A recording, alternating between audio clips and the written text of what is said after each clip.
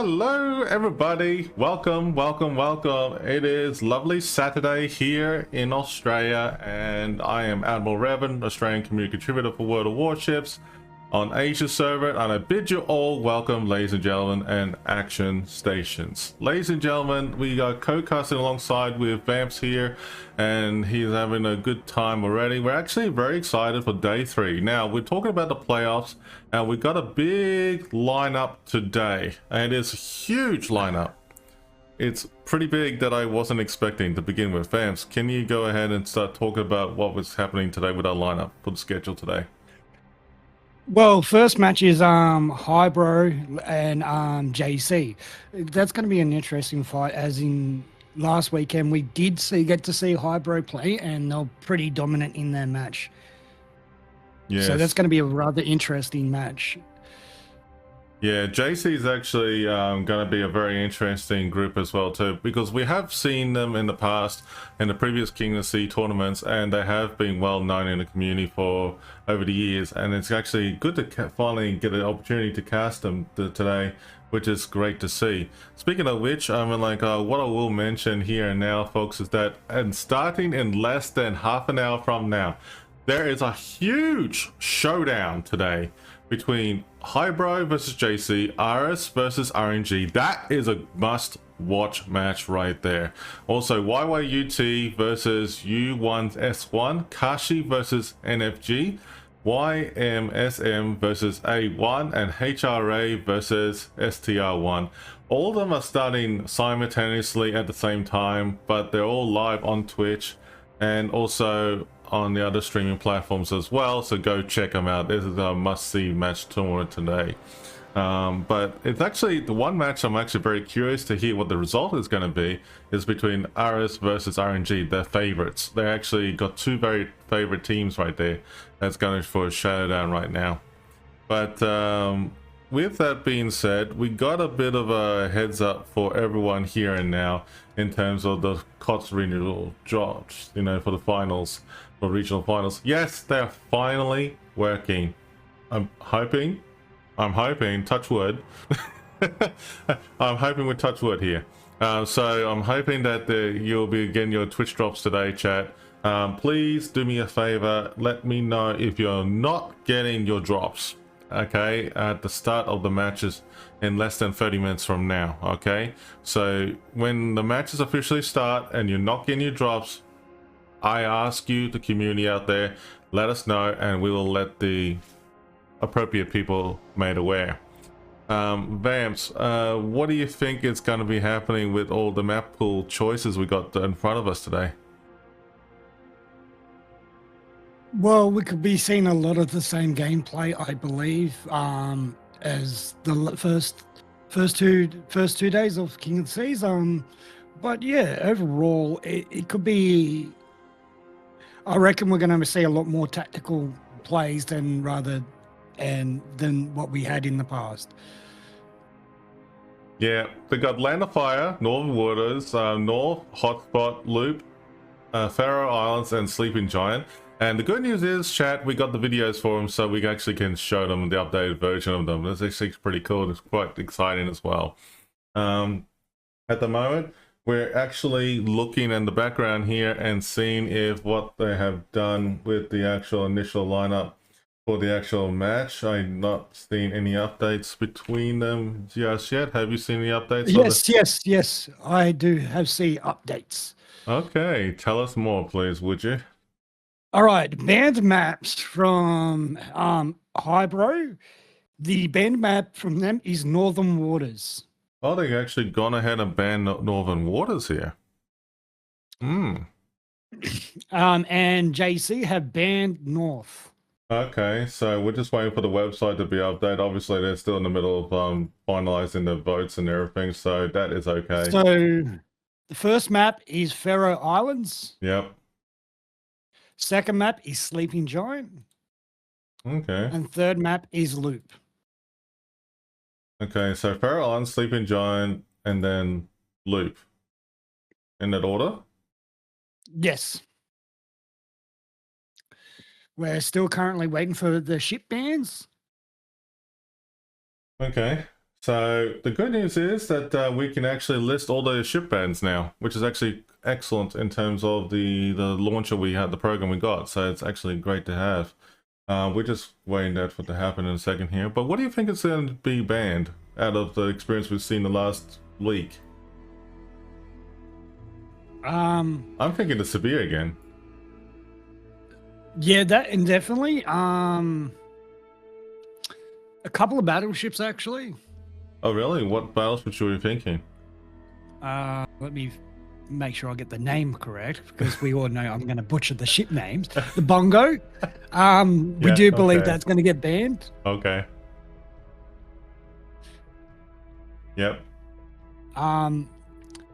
Maybe St. Vincent. Mm-hmm. Overall, they're the primary battleships that will more likely get banned. Yeah, I think so. So it looks like Highbro's banned Northern Waters, as you were saying, and then JC's come back saying we're going to ban the North. I actually like the North map. So the funny thing is, chat, by the way, is that both of these matches are actually going to be best of 3. Okay, so with all these matches that we got today, they're best of 3, and there might be some tiebreakers. We're hoping to do some casting of tiebreakers as well too. So it's actually a good opportunity for us all, and it's actually going to be interesting. It looks like that JC is going to be on the Alpha spawn, and Hybro is actually going to be on the Bravo spawn at the beginning. So we're going to have to alternate the bands and everything what we've been given. So give us 1 second here. But it is actually going to be interesting. And then the second match is that JC is going to be playing Sleeping Giant with Hybro, and they're going to actually be moving towards, funnily enough, they're actually moving into the idea of, what is it? They're actually going to be using Alpha Spawn. Interesting choices. But here comes the ships. The ship bans are finally out. So JC has finally come out with the Brisbane is going to be banned, as well as the Marseille, which is actually a very interesting choice because we have seen a lot of those in the battle. Colbert, not surprising, they actually banned the fast ship there for the destroyers. And then the last one is actually Napoli, so interesting choice and outcome there. Whereas Hybro, on the other hand, they banned the Petropavlovsk, and we're getting that updated for everyone here, as well as the Colbert as well. So that both sides have gone out swinging, banning the Colbert. And then they got the Libertad. Wow, that's actually an interesting choice, banning the Libertad here. And then last but not least is the Laffy. Interesting outcome for this one. What do you think, Vamps? Yeah, well, that's right. Well, I never expected them to ban the Libertad, because the Libertad, it's a strong, don't get me wrong, it is an extremely strong ship, but it can be easily damaged by some of the ships that they are bringing into King of the Seas. Yeah. That's okay. That's okay. All good. I mean, like, the funny thing is, again, they forgot to add the Laffy on the ban list in terms of the application. We're not too worried about that, so we're going to just put it as gearing. But when I meant gearing, it meant Laffy, guys. But anyways, that's actually a very interesting outcome there. We're going to go ahead and play the Faroe Islands video. So let's go ahead and do that now. And then we'll be right back. Between the Norwegian Sea and the North Atlantic Ocean lies a subpolar collection of islands guarding the gates of Northern Europe. The seas surrounding this rugged volcanic land will erupt once again as 2 opposing fleets donate molten steel. Only one fleet can successfully tame this land. This is Faroe Islands. Faroe Islands is a 42 by 42 kilometer domination-style map with 4 cap points running from the northwest to southeast. The A cap is in the top left, B is in the center, C is in the bottom, and D is in the upper right. The A cap lies far from each team's spawn. Ships heading this direction will be forced to expose their full profile to potential enemies along the way. With nearby islands providing refuge to radar cruisers, destroyers must play cautiously. The B cap sits in the direct center, the remnants of an extinct volcano bordering the caldera. On all 4 sides are narrow waterways, in and out. fleets must commit significant resources if they wish to take and hold this crucial territory. The C and D caps serve as home caps for each fleet. Though easy to take, the islands between them will serve to mask the advancement of friend and foe alike. Will teams opt to blitz their opponent by directly assaulting their home cap, or play it safe and fight for more? Map control. The four corners of Faroe Islands consist of landmasses which serve to funnel ships into various choke points. Battles on this map will resemble the molten forces that forge them, fiery and fierce. 18 ships, 2 teams, 1 victor. It's time to play Faroe Islands.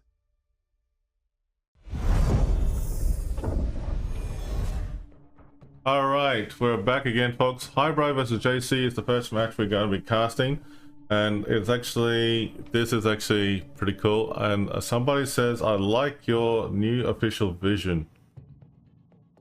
Vision? That sounds good. I mean, I like the sound of this.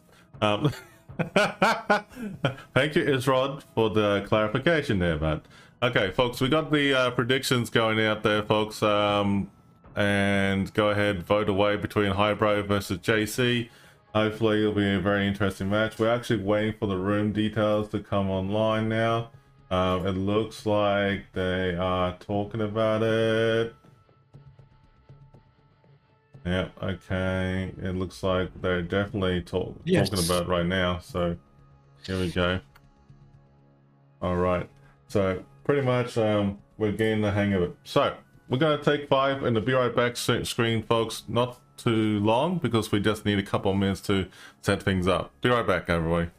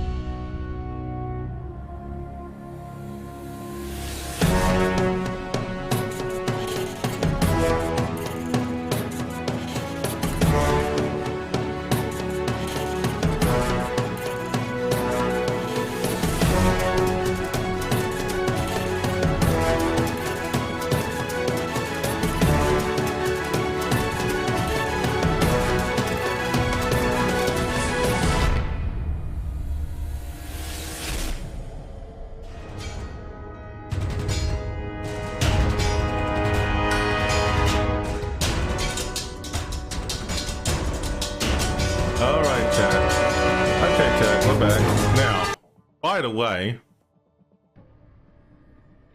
this doesn't go without saying. It says the following. Let's go, Asia. Weaves out now. That's what we're doing. That's what we're doing, chat. Let's go, Asia. Weaves out now. That's what we're doing. I mean, if you really want to see it in the big camera like that, there you go. Let's go, Asia. Weaves out now. Get him. Get him. Get him. That's all right. Anyways, all jokes aside, chat. I mean, we're going to have a blast today, casting today. And thanks again to Furback for the lovely raid as well, too. And also everyone else for the subscribes, the follows as well. The Black Friday containers, we will be drawing them out shortly in the next 5 minutes. So we're drawing out 2 lucky winners. And whoever wins that, just give me your in-game name and server and when you whisper me, okay? So you got 5 minutes to do so. And then the giveaways for the King of the Sea stuff will be started officially when the matches start. So we'll be getting that put together for you all. And we're in the middle of waiting for the rooms to be assembled. We may have to have We've got a slight delay here, guys. There must have been a personal issue with one of the players. He's had to step away and take a personal phone call, so this could take a little longer than expected, but we all have to be patient because we do not know the situation. Yeah.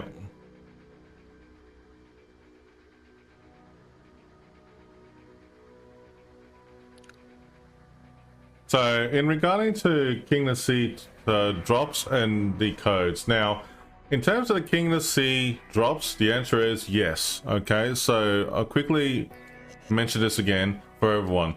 So on the regional finals weekend, the drops are confirmation. They're confirmed. They've been said as yes. In terms of codes, now when you're talking about codes, if you're referring to codes like to be shown on stream to get it to copy and paste the code that's been shown on stream, the answer is no.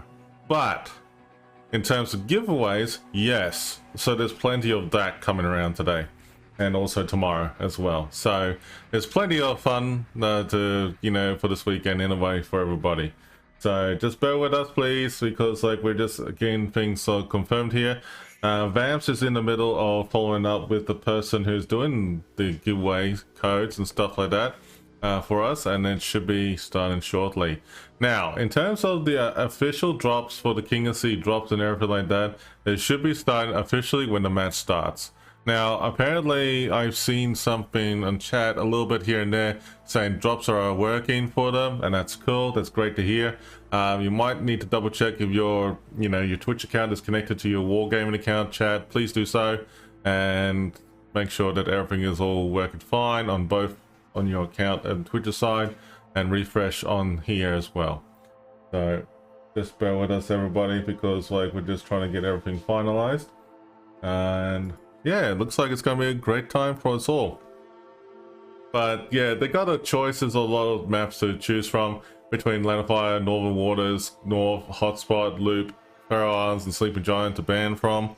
And they do have plenty of stuff to go through in terms of what they want to do. Now, they do have a big list of bans for both sides. JC has banned the Brisbane, Marseille, Kleber, Napoli.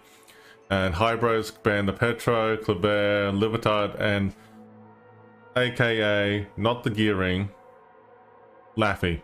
Okay, so that's what they've done there. And aside from that, we're looking forward to waiting for the match. And it looks like the room has been set up, Vamps, by the looks of it. We just need to grab that ourselves into that training room. No password, by the way. Alright, we're going in now. But it's all good. We're getting ourselves ready to go. But yeah, we're going to take 5, everybody. And looks like it's going to be a great night. So, all good. So, drops are all enabled on all channels who are casting King of the Sea on regionals today. So, if you're watching on Twitch and you're watching myself or Vamps or the other channels, the answer is yes. So, yeah. So, basically, the drops for KOTS will be coming up in a second. Alright.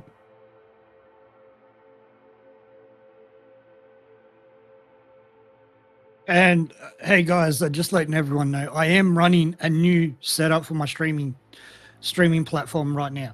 So there will be bugs and issues that we are going to run into with today. Please let me know if there is audio, anything like that. You do need to let me know, otherwise I do not know.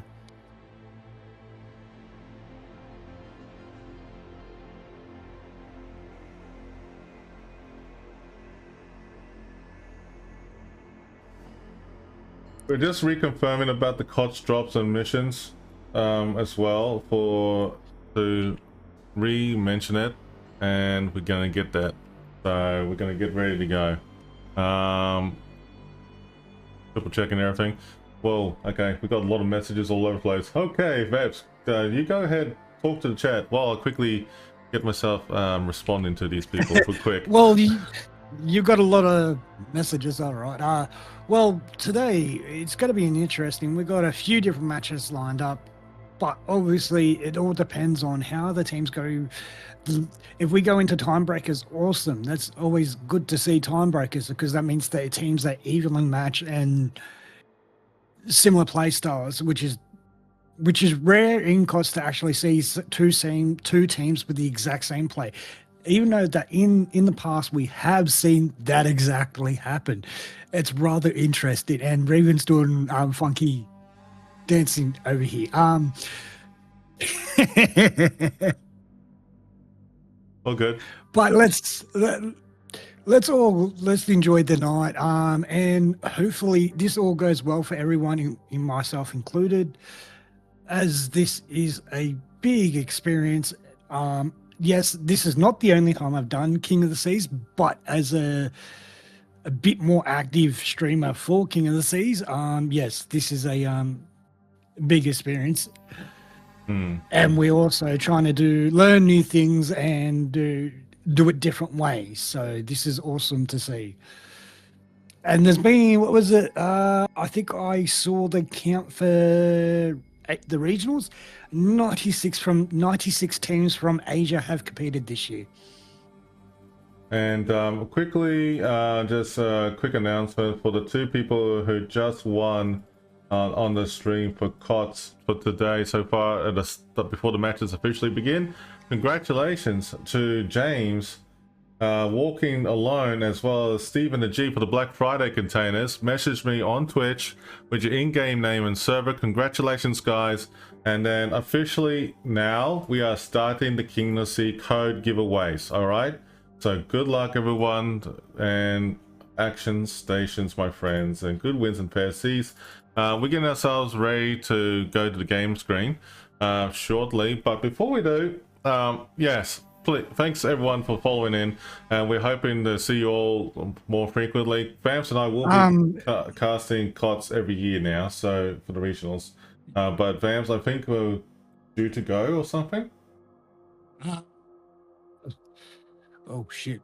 No. Hang on one second. To the person, I don't understand the characters that you're using, but it comes up in brackets saddling 3. We are typing KOTS for King of the Sea containers, which is World of Warships tournament competitive level. It's the World of Warships esports tournament for obviously warships. But yes, I hope that answers it. I hope that answers your question. If you have any other questions, my friend, don't be afraid to type in the chat, and we'll do our best to explain or find a way that's easier for you to understand, because from what I can see that your English might not be your first language. Yeah, and welcome aboard, Shin. We see you just joined in. Thanks for joining, buddy. Shin is also a commentator in the background who will be lurking in the background with us, and we will be getting ready to set everything up here. So folks, we're going to go ahead and be right back screen for a minute or two. We're going to just have to finalize a couple of things before we start casting the first match for the day. Be right back.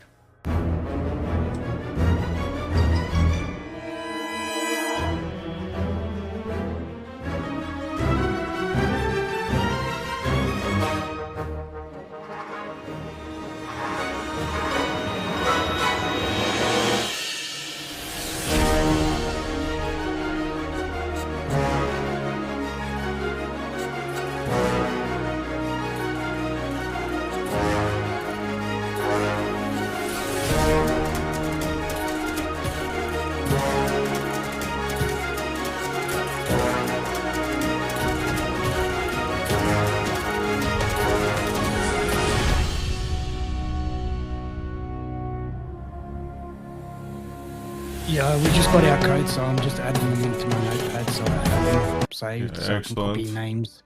All right, so while we're getting everything finalized, ready to go, chat, the King of the Sea codes are officially go. Exclamation mark KOTS on all channels. Let's go. And let's have fun. So it's going to be good to see Japan versus China. So yes. It's going to be a very good match. I'm looking forward to it. So in Japan, Ohio, or if it's the morning, it's still morning there, but I think it's more of a like a konnichiwa. So I'll say konnichiwa. So greetings and salutations to my Japanese friends over there who are watching, and also to ni hao to the Chinese crew as well. And for those in Australia, g'day, mate. Okay, we'll go on with this. And crikey, it's great to be here, but it is wonderful to be here today for day 3 for the playoffs. And it's technically today, day 3 is the semifinals per se, because like we got the, the big actual finale, which is tomorrow. And we're going to be looking forward to that. Over the last 3 days, we had a lot of matches. I think, 40 matches between the 96 clans. At least. That was fast. There's just it was too many matches to count. We're guessing it's about 40 matches, but you had the day 1, you had a lot of the single match playoffs. Yeah. And then you had the 2 matches, and now it's the best of 3. Mm-hmm.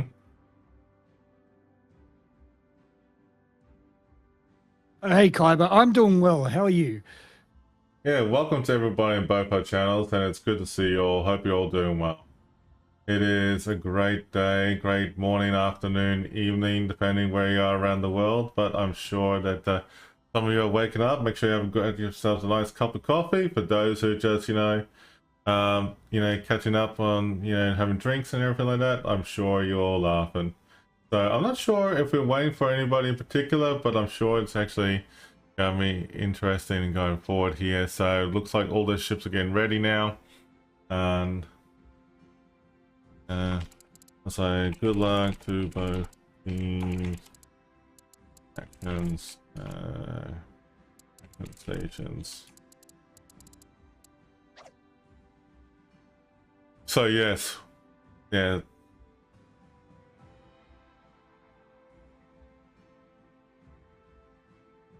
Oh, poor Kyber. He got the flu. Oh dear. Well, get well soon. The sniffles or the leaking fire hydrant. Oh no, that's not good. That's not good. That's not good.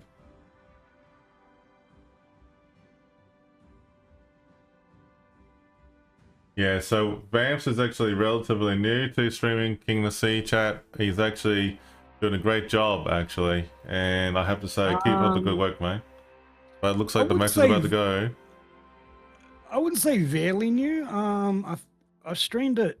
Well, it's been like 2 years ago, and the year before that. But yes. Oh well, hang on. Looks like they might be ready. Hang on. One moment. Wait, one moment. Okay, cool. The one moment is I get a stretch. Okay, stretch. That was the biggest stretch I ever done for 5 seconds. That sounds like a bloody trap. It was, and I actually pulled a muscle. Great. That's not good. Hi. The one time.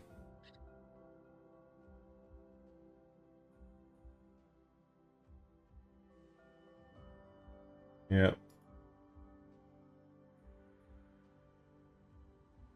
All right, so we're gonna see what happens here. That'll be good. Hey, Disco. Thanks for the follow, my friend. I am not going to be bothered to try to pronounce your name. Yada Cho. I think.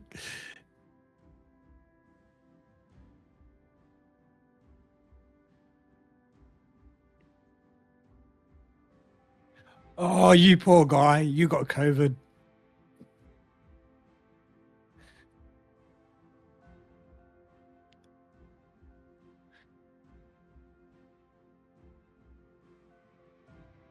And hello, Brady. How are you going?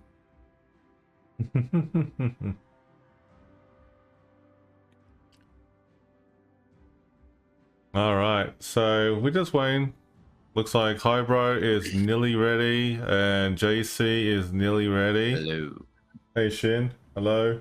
How's it Good going? evening. Oh, it's working now. Okay, I was speaking earlier and I was not seeing any response from you guys. So I guess it was just dead. Kiba's saying the opposite, Vamps. He's saying it's not COVID. It's not covered. Okay, hang on. We're getting ourselves ready. What's going on here? Okay. I don't know, but I'm picking fun at Khyber, okay? Kiba. Yeah, anyway. Hey. I'm leaving it alone. I'm leaving it alone, bro. I'm leaving it. I'm leaving it alone. Okay. I was wondering what Kaiba is. Hey, I grew up with the world of Yu-Gi-Oh! It spells Khyber to me. Both teams are ready. Ladies and gentlemen, boys and girls, hold onto your hats for day 3 as we prepare to go live. And 3, 2, 1, go. Wait. Blast off? Okay. Are we blasting off again? Thank you for the follow, Captain Nemo. It's not 3, 2, 1, go. Damn it. Okay. Fine. 5, 4, 20. Ich, ni, san, shi, go, roku. Chichi, hachi, kyu, ju.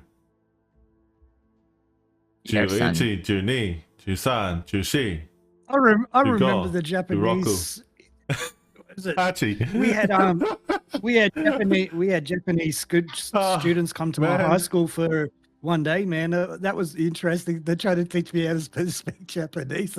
It was absolutely funny because all they could do was stop and start giggling and speak Japanese to their friends and not realizing that I don't necessarily understand what they're saying, but I have a feeling on what they're saying. All right, we're going into the game, guys. Joinitsu. Action stations, my friends. Good luck and fair seas to all teams and everyone in the matches as we are now live on day 3 of King of the Sea. Wow, this is a match I was looking forward to. Let's go ahead and check this out. We got JC going over the Bongo, Siberia, San Martin, Des Moines, Moskva, Gdansk, Triple Ragnar. Wow, okay. And Bravo team, Hybro, has come back swinging with the Bongo.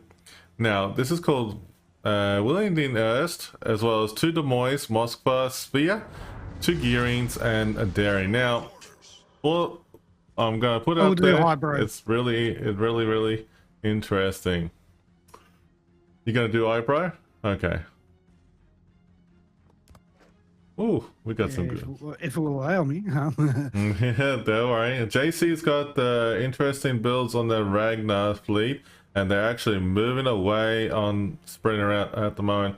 Des Moines is on San Martin is actually exchanging hands. They're actually moving over different angles and different positions of the map already with the Bongo, Siberia, and Moskva, and also Gdansk. It looks like a bit of a big push going on with the Gdansk going towards AA, and then we got the Des Moines, Siberia, and Siberia, Moskva probably are moving up over here possibly, and then Des Moines is actually going to be playing supportive role down the bottom there as well. So it's actually going to be interesting.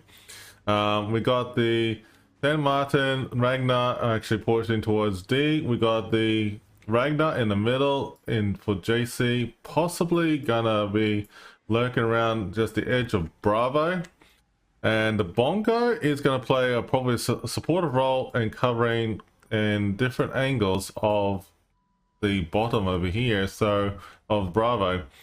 But let's have a look and see what the hell is going on over here in Hybro. Hybro has got the Des Moines, the Gearing, Bongo pushing hard towards Charlie. I can see there's going to be a lot of action going on here. And then we got the Daring, supported by the Moskva and the William Immersed, going to be lurking in there. I have a feeling that the Daring could reverse, like to U-turn and then reverse back, which is going to be pretty cool. And then we got Severe, Des Moines, Gearing actually pushing hard towards ACAP right now. I can predict there's going to be 2 battles going at 2 fronts at the same time. So let's go have a look a little bit closer to Hybro and see what got going on here.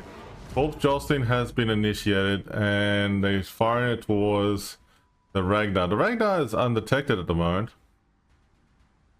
But Sorry, guys. I had to rescale everything. Everything was like humongous. Yep, that's okay. Looks like the Ragnar is repositioning himself. He's probably just gonna be moving over here and then move back. So it could be playing in their favor right now. Ooh, okay. Interesting.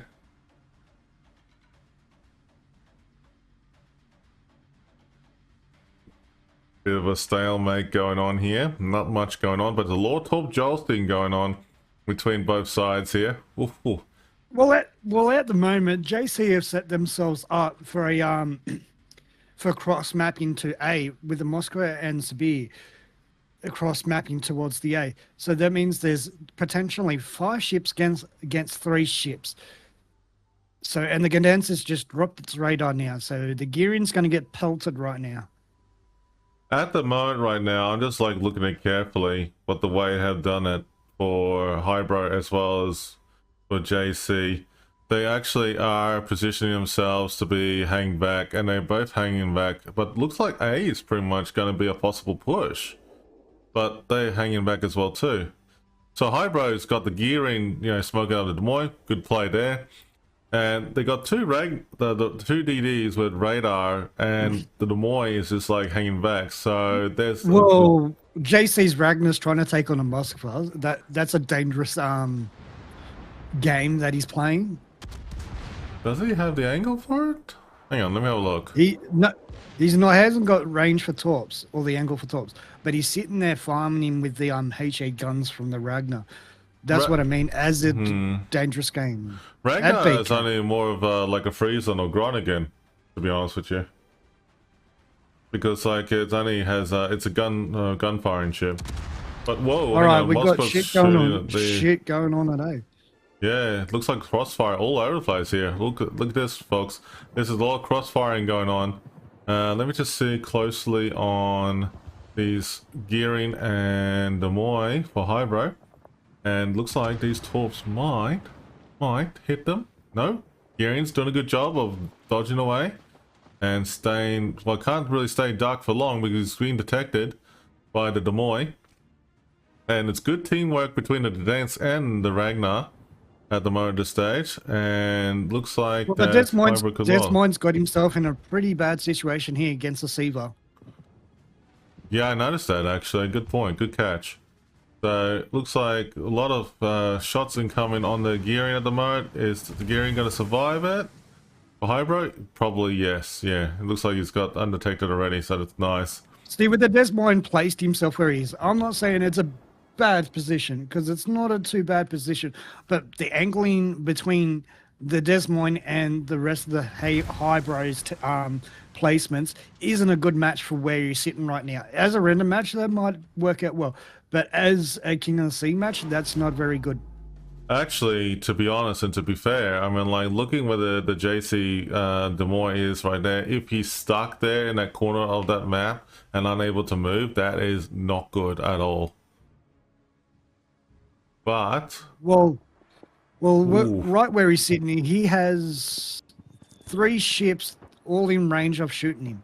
Yeah. There's a lot of torps on the Ragnar in the middle. Yeah, 2 of them. Two of these ships are battleships that can take out that Des Moines. So he's in a dangerous position. Moscow's got crossfire and angle shot on the Des Moines at range for Hybro, and JC's Moscow probably hit him. Nope, missed. But at the moment, it's a bit of a stalemate over an A. Okay, so let's have a look and see what's going on here. Ooh, there's some action going on here. Over at the bottom half of Charlie and Delta.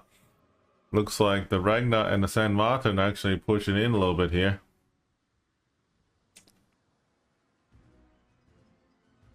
Okay. Matches are going more and more intense by the looks.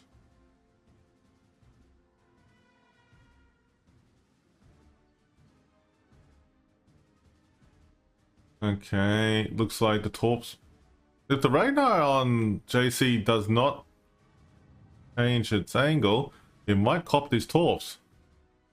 Oh no, he's quite clear of the torps. Are you sure? He just took 2. Oh, I'm looking at a different spot, sorry. No, it's okay. All good. I was actually over at Delta, but it's all good. Yeah. Oh shit! Yeah, no, you're not wrong. He got slapped again. Yeah, that's not good for JC's Ragnar there. Looks like the action's really pushing jam-pack over at A again. So let's shift the angle here to focus on the camera angles over A. And just keep an eye on things and see how things are going. Looks like there's a lot of radar spawned between both the Demois, and the sphere of a Demois action between JC is actually full on, but the Demois and Hybro is getting focus fight on between... Oh, that the Danska just smacked. Yeah, he just took a single top from a gearing. Wow, okay, that's strong torps from a gearing, man. That's good torps. Yeah, that's some good damage from the gearing there. By the look of it. As I said, where the Des Moines is from JC isn't particularly a bad of spot, but he's very vulnerable there. As you can see, he's actually doing quite extensive damage to the Hybro's Siva. Right. Oh, incoming bombs from Willing to Erst. And looking good on the Demois here. Yeah, he's gonna get nailed. Oh, he got 4. Just. Oof. Ragnar doesn't have smoke, that's right. It only has heals and radar. Okay, Des Moines, Hybrid's falling back, Gearing's falling back. So it looks like that both teams are trying to figure it out each other's strengths. Look at this, like how Hybrid has actually set themselves up. They actually built themselves on a bit of a wall. It's just like, you know, we've got a wall here, and then we got JC literally all anchored up, anchored up into positions, ready to go, and it could possibly... Hybro's doing a push on decap. Oh, really? Okay, this is going to be interesting. Let's have a look. Oh, you're right. Yep, they're actually moving up. So, what do you think is going to happen here? Oh, the Ragnar, so smoked on it. There we go. Yeah. Well, you got overlapping radar there against a gearing. Yeah. Oh, they're both radared up, did they? No, it looks like one's hydroacoustic. No. Sam Martin did. Okay. Sam Martin has popped both the radar and the hydro. But what I'm saying is, with the Ragnar being there, he can be doubled radared right now. True, but it doesn't make sense of a double radar target unless the other person's radar is about to go in a few seconds. That's what I meant. That's what I meant. A double radar. If in King of the Seas, it's a big mistake to run 2 ships at the same time with the radar and have them overlapping when they're not needed. Yep, there's some great teamwork here between the gearing and also the Demois going in, and the Demois is going through smoke and using it as a cover, which is great gameplay right there. If the gearing plays his cards right, it will stay undetected and just keep, you know, moving up until he's ready to do the torp run. And he has started that torp run on the Ragnar.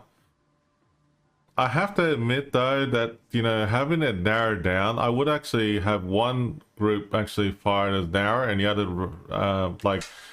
group to be like widespread, if that makes sense, because you could never know that the Ragnar could move around. Looks like San Martin's getting focus fight on now.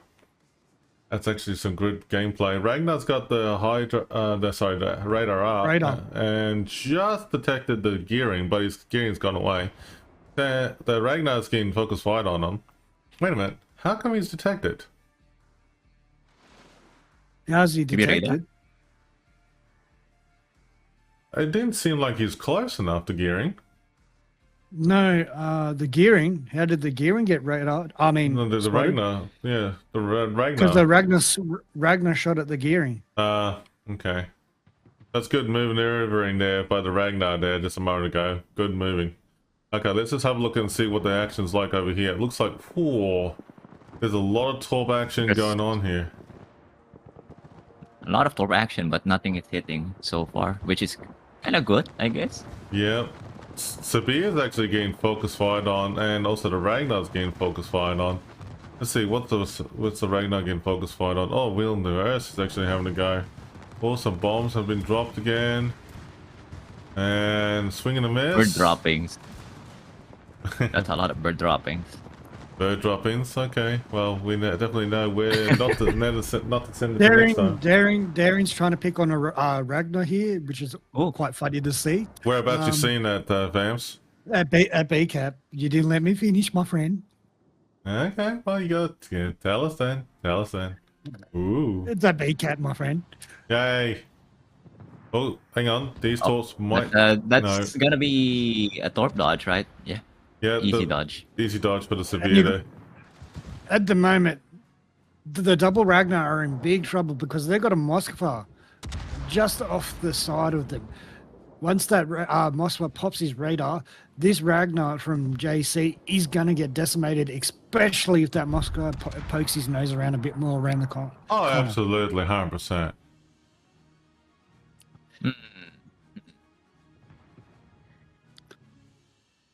They've done a good job though for JC's Demoy over here. He's actually just holding position The Demoy here, is just sitting there. and he's got it all covered for A. So that's excellent teamwork. There you right go. there. Look, there you go. The Moskva just poked his nose around the corner.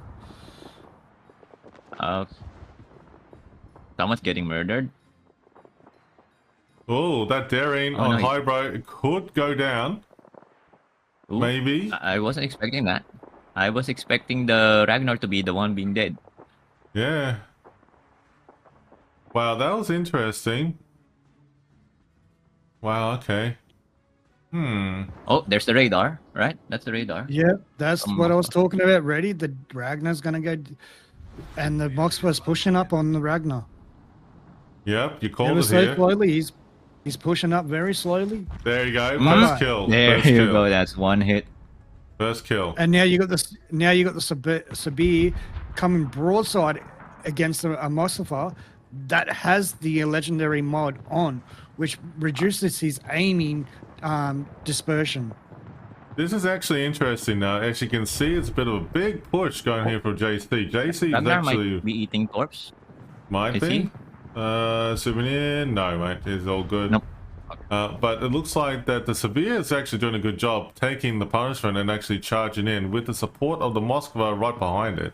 And it's actually got a teammate, the Ragnar, blanking out as well too. And it looks like the Daring's been taken out, which is good to see. Well, from the angle I'm looking at right now, that Sabir is not going to survive. You got the Severe, the William D, Moskva, all shooting it all at once. You're He's right, not and gonna Demoy. survive Don't forget much about longer. Demoy. Look at that Demoy. He's pumping it out with all those AP shells.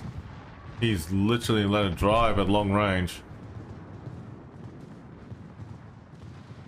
That Severe, one thing I liked about the Severe, I have to give it credit where it's due. It can tank.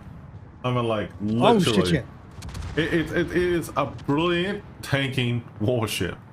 Especially, oh, well, I mean, like, I can see it's getting hammered here right now, but for what it's worth, the Severe what- can do the job, though.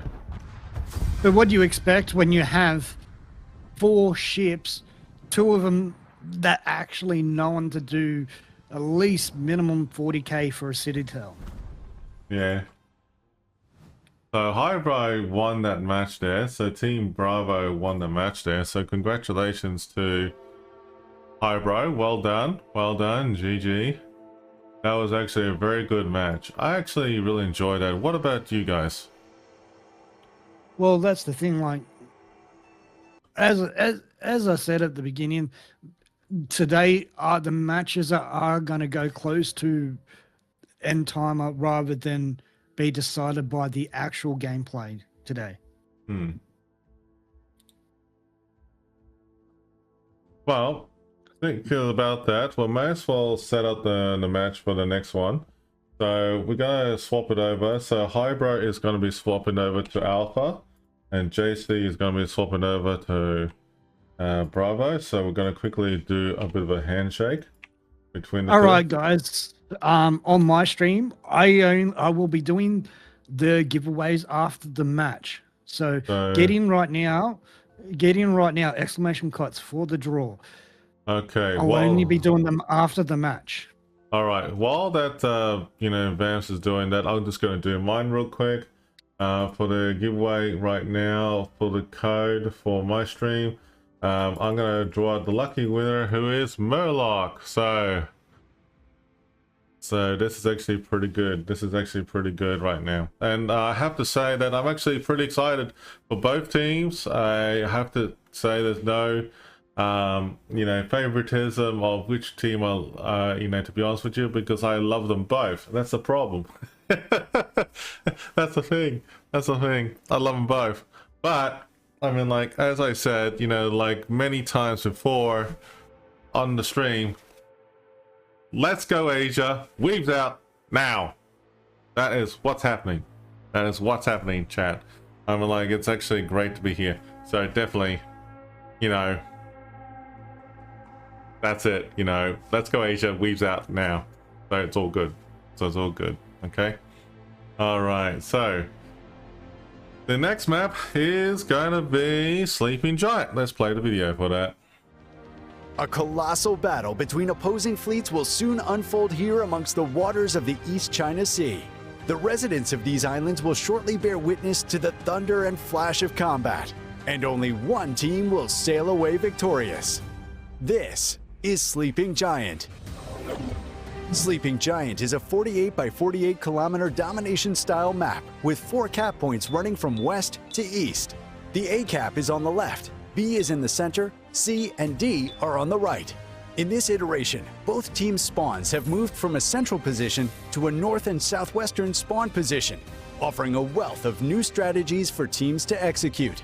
Cap A on the left is fraught with danger, shifted from its previous position inside the Thunderdome to being centered on the tip of the island on the 1-2 line. A daring destroyer player can hug the island to take the cap quickly, but will face a treacherous journey to escape afterwards. In the center, capture area B is just as perilous.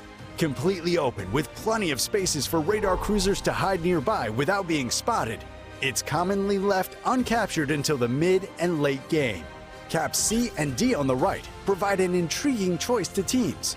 Pick up just their home cap, deploying radar and kiting ships to protect it, or risk it all on a push down the 9-10 line to gain control over both caps and the potential win. Sleeping Giant has a long history in KOTS since its return in KOTS XIII.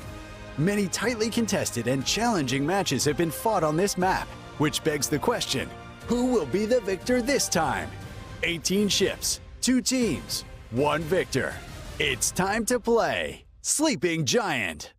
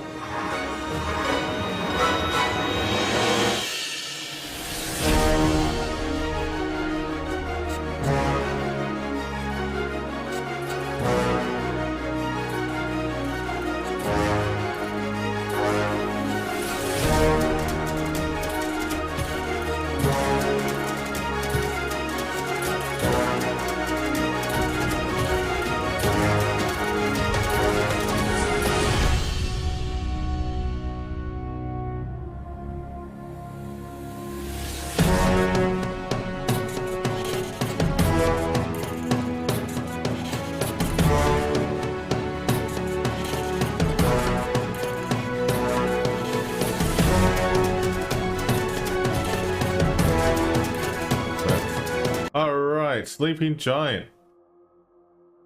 Okay. Sleeping Giant is a very good map all around, but we're gonna get ourselves ready for the match already, as both teams are about to pipe up, ready to go now. Folks, by the way, we have reached to 7,500 followers. It's a great milestone. Thank you again for your support. We're actually 3/4 there to 10k followers. On the road to 10k followers. Before I say anything else, big shout out to Shin and also Vamps and Disco, who are helping us out today. Thank you very much, guys. JC and Hyper are ready. All right, here we go. I've restarted my draw, guys. Get in at the end of next match. I will do the code. You have 5 minutes to enter into the chat, so I know you actually are in the stream. Otherwise, I won't give it to you, and you must be following the channel. They're the 2 rules.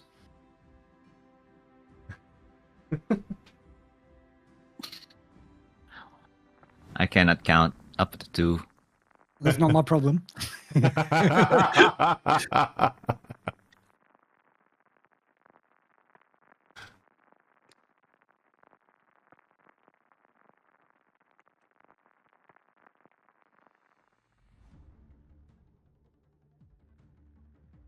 There's very little to no change between the two teams from the last match. So Oh, okay. Let me just read it out quickly. Hybrid's gone out the Bongo, William Des Moy, Moscow, Sphere, Sumikaze, Haragumo, Daring, Maso, and then the JC team have come back swinging with the Bongo, Loria, Triple Des Moines, Moskva, Gearing, Summers.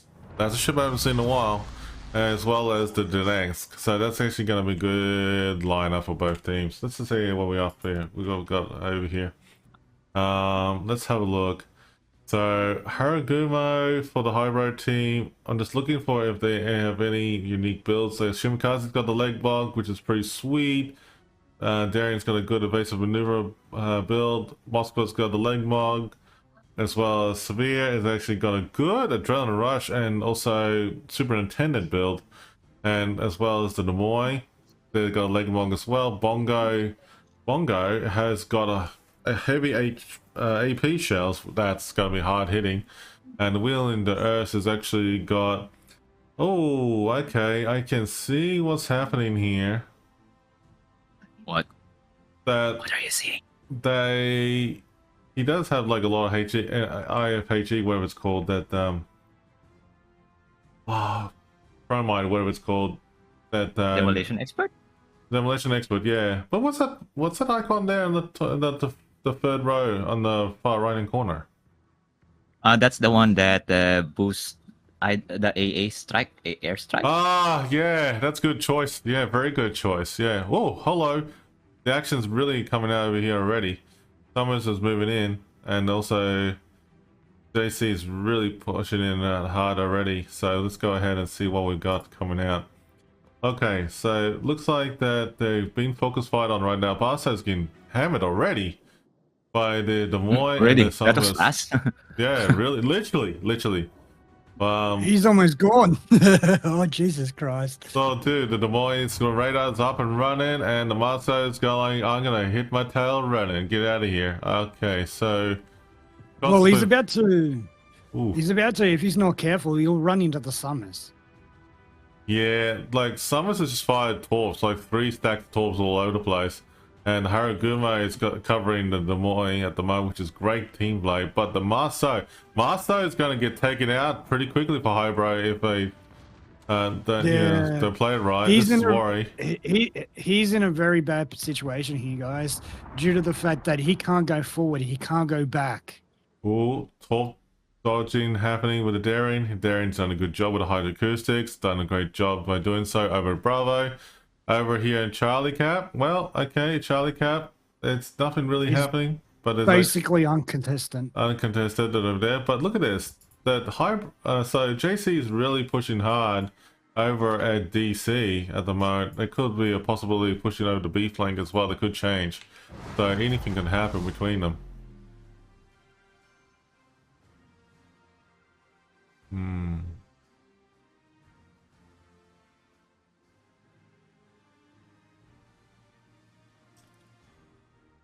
Oh, Maso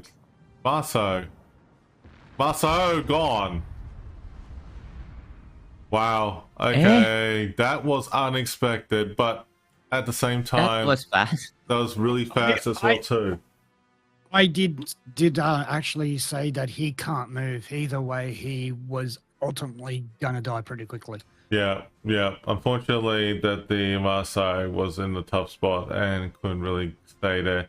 Even if he hit engine boost, he could have zigzagged out of there, but yeah, it's too late. Let's have a look and see what about this torps going towards this JC group. Looks like all these torps are going to miss them. Fantastic. Good work there with the hydroacoustics, work with JC. Summers is doing a good job of trying to help out with his teammate. So at the moment, they lost only 1 ship, but Hybro could bounce back.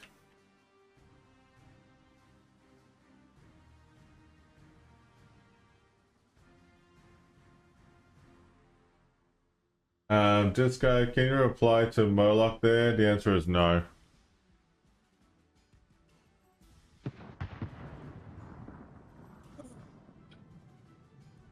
Varian's getting picked on B. Well, okay, so the Des Moines and the Hybro is actually getting focus fired on.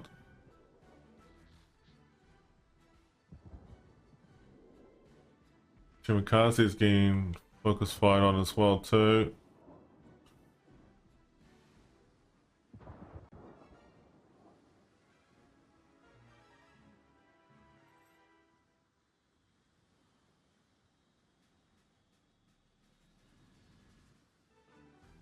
From what I'm seeing right now, Hybro is doing a defensive setup where JC is more doing a passive aggressive push. That's what I was thinking as well too. I mean, like at the moment, I'm just seeing like from both sides of the map right now that JC is just like, we learned a lesson from the first time, so now we're gonna, try and change it up this time round.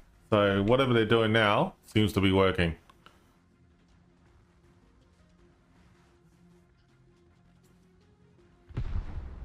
Oh, good shots. Crossfire between the Des Moines. Both Des Moines, actually.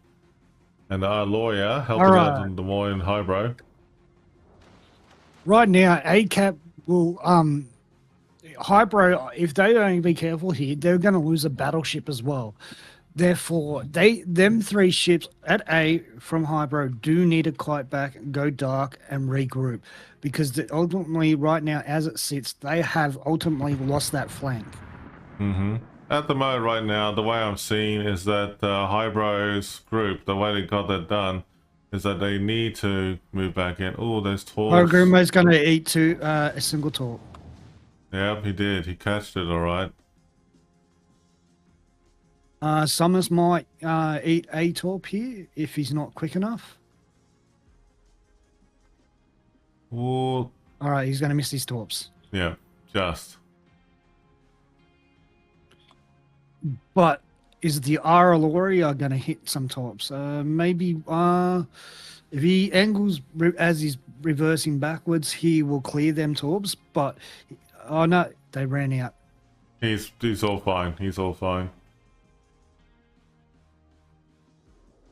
But let's see what this next set of Torps are, and then going to towards Des Moines and Haraguma. Oh, wait. Haraguma might eat the other one. Oh, he might dodge him just in the nick of time. The Des Moines, not. The Des Moines. Yeah, the Des Moines might be okay. Yeah, he's fine.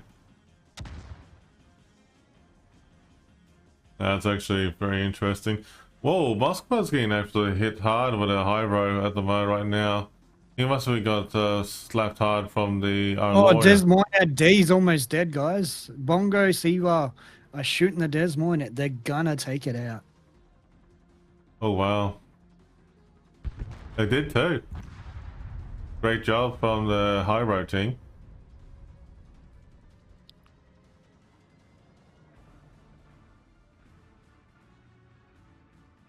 And Siva's gonna eat a Torp right in the rear. He might eat another one if he keeps turning, but he's doing okay. He's actually sorted himself there pretty quickly. So that's actually good teamwork from JC and Hybro there from both sides, getting a kill each. So both teams are trying to figure it out now, what's going to happen next. Looks like that Hybro is actually playing defensive. The battleship could probably, play a bit of defensive and focusing on a different angle here, but at the same time that the JC group could be pushing down towards A if they wanted to, but right now I think that they're actually just content of holding the line at this stage over at the bottom and top of B for both sides at the moment. So it's pretty much that whoever controls the flank will actually control the game. So yes. It looks well, like, don't forget, guys, in this particular match, right, this is not the normal map, right? No. This is a shrunken sized version of it. So this is more like almost like a brawling map. Yeah. There's one thing I was going to ask you, and actually, is that if you're in a situation like this, Vamps, if you have, like, you know, the way the battle's been played out on A, what would you do with the way your ships are being damaged right now? Would you hold back or push in? Which from what side am I got to look from? If Think I'm about looking from JC, Think if about I'm looking from JC and play hybrid. if I'm looking, if I was a player in JC right now, ultimately the Des Moines has the best angle right now, so he only needs to push forward a little bit, and he has decent gun. Yeah, and he would basically have an angle on like the Des Moines and the William Verset, and also the Haragumo as well. Because that's all they got to do is continually push them back that angle. Yes, Hybro is repositioning, but the good thing is, right, if I'm reading this correctly, what I'll see is, let me get my little texter out here. He will be going along. Got slapped hard. He'll be going along there. He will be going through here, and the Des Moines will be parking himself here. Hmm. That's how I see that playing out. And Anderson, how does the Twitch drops work? Right, you got to have your Twitch account connected to World of Wargaming.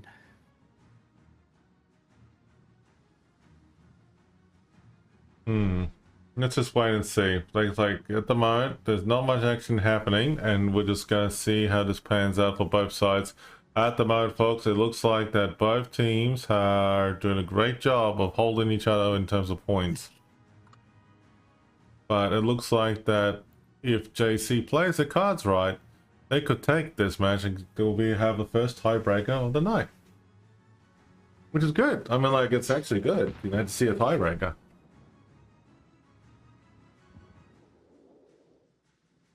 Oh, Bongo's getting absolutely hammered hard for Hybro. And Lauria just did that. Yeah, the Lauria just detonated him. That's what made the excessive damage. Hmm.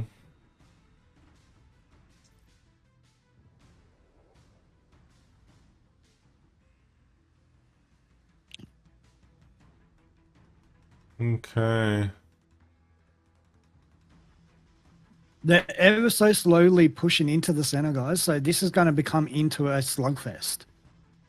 Oh, the Hybro, so Shimkazi's getting absolutely slapped and gone here from the Bongo just then. Good teamwork by the Jadance as well as the Bongo and the Moskva.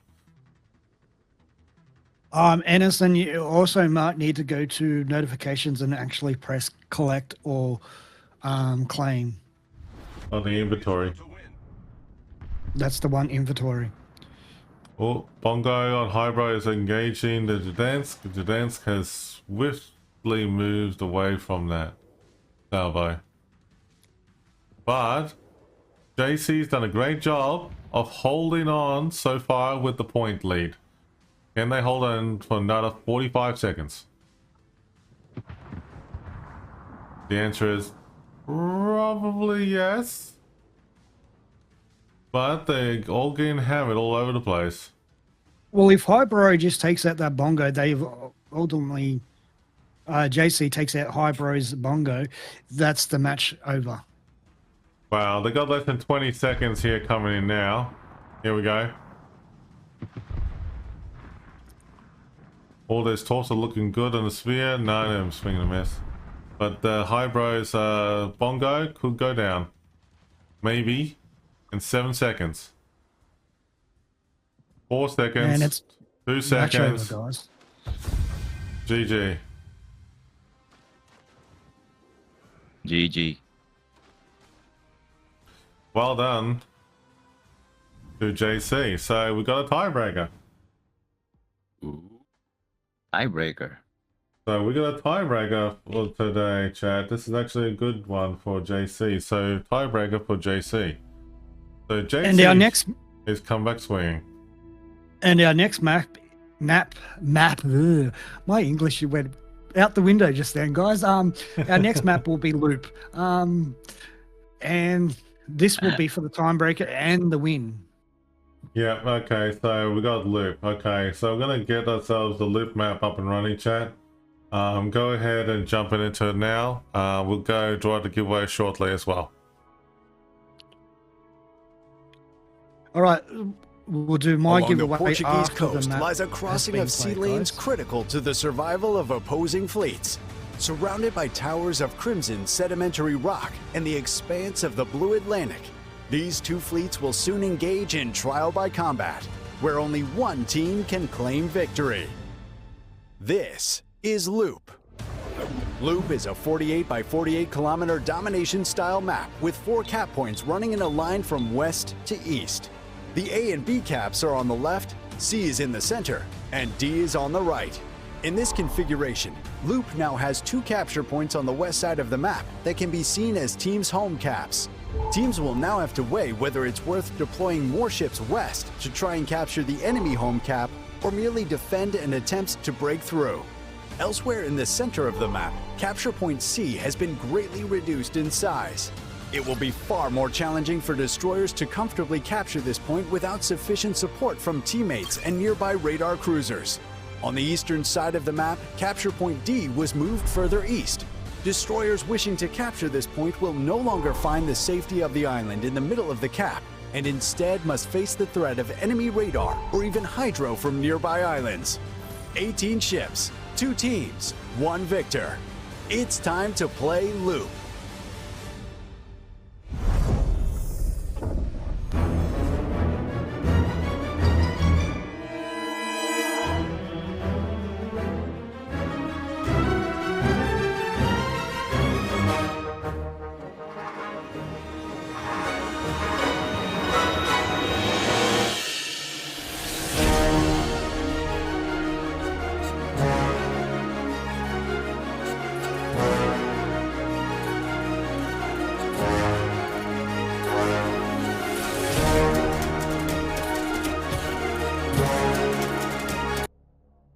Alrighty then, folks. We got JC and Loop going head to head for this tiebreaker for the first bunch of matches. At the moment, it's looking pretty good, chat. It's actually very, very exciting all round so far. I mean, like, I'm actually curious a little bit about what's going on with the other matches right now. It looks like interesting. Hang on here. I'm just actually referring to that.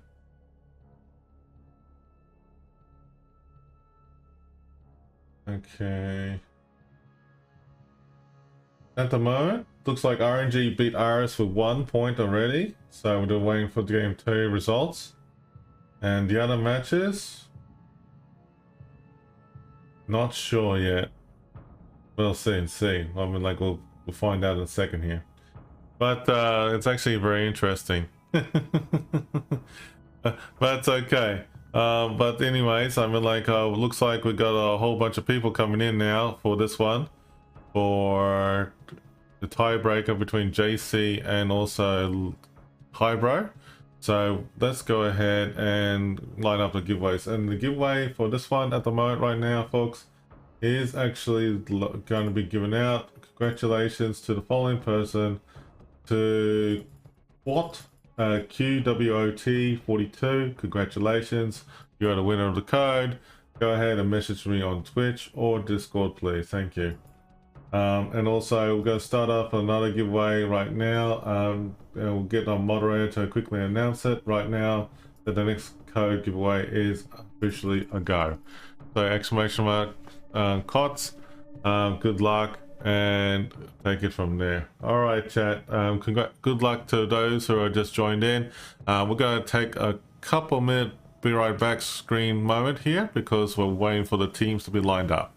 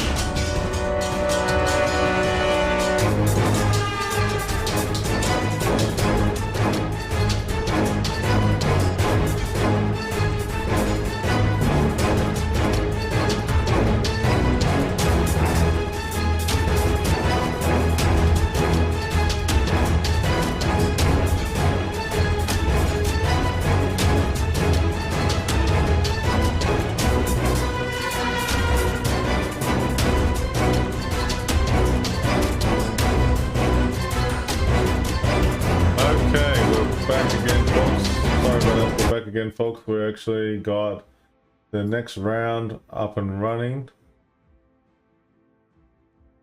shortly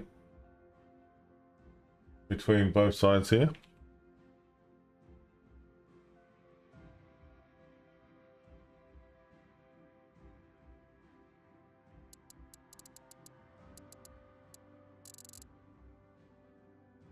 So we're actually ready to go as well. Who are we going to pick? It's actually going to be an interesting outcome here. Who's going to win the tiebreaker? Now, this is a question for everybody in chat. Who is going to win this tiebreaker? All right, so we're going to start the prediction now.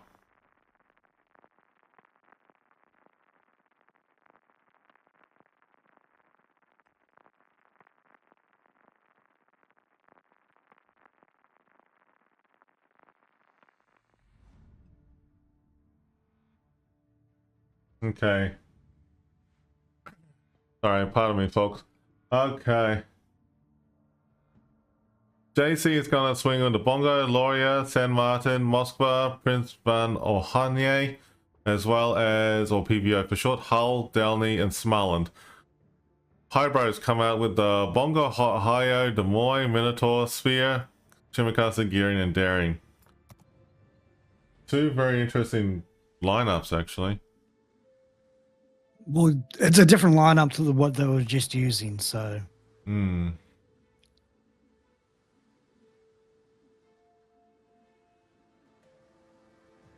Okay, JC's got some leg vogs, and also they have built themselves some interesting builds on all their ships, especially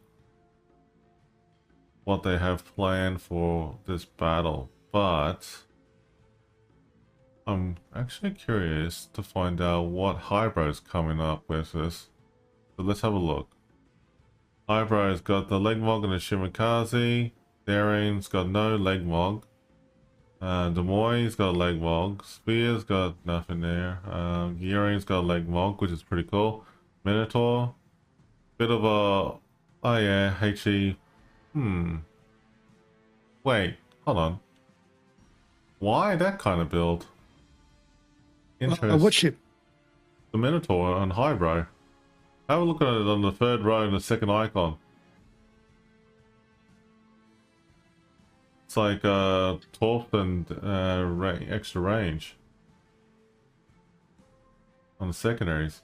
I'm just wondering about that.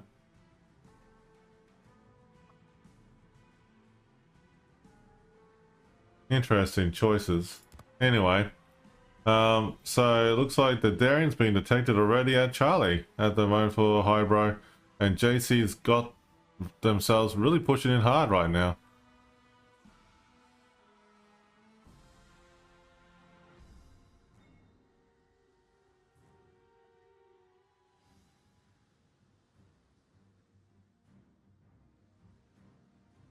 Okay.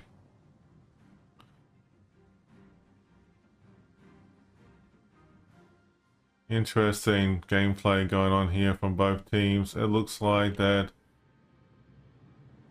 Hybro is doing the right thing by using the islands as a shield, but at the same time, they've really pushed in hard to be near the sea cap. So it looks like they don't have any good angle shots on the Delny. So Delny is actually well positioned by the hills and actually is safe at the moment. What map is this, my friend? This one? No. Someone asked Loop. for me to enlarge the mini map. Oh. Hang on. Looks like everyone stopped for a second there. I thought it was like we were all DC'd or something. That's okay. No. Don't. Hey, look, let's be realistic. I had me thinking right here. I was kind of like, wait, what? That doesn't seem right. So let's have a look and see what's happening. Alright, so San Martin is moving up. Ooh, this could be disastrous for JC San Martin if he doesn't detect those torps or see them in time. But he is kiting. Okay. He's probably seen him now. No, he's just turned into him. Oh dear. Looks like He's just seen him again, so now he's turning back out. this is where he's really pushing it hard here. He should avoid them.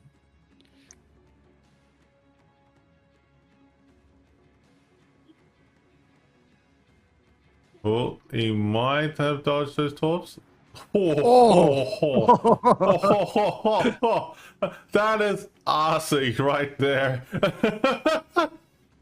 I'm sure he could. I'm sure the sailor on the front of the boat would have been able to see the bloody serial number on the bloody torp. Yeah. 0011. Okay, looks like that the team over at Charlie are not doing much. There's not really much action going on here in the middle over at Charlie. But let me just have a look and see Delta. Delta is really hot, man. I mean, like, there's so much stuff going on here. I'm not gonna lie. It's actually a lot of things happening here. There's torps going everywhere, but gunfiring happening all over the place. Between the bongo. Wow! That bongo slapped at the Moy, bro. That was the bongo. Yeah, bro. That was the Moy.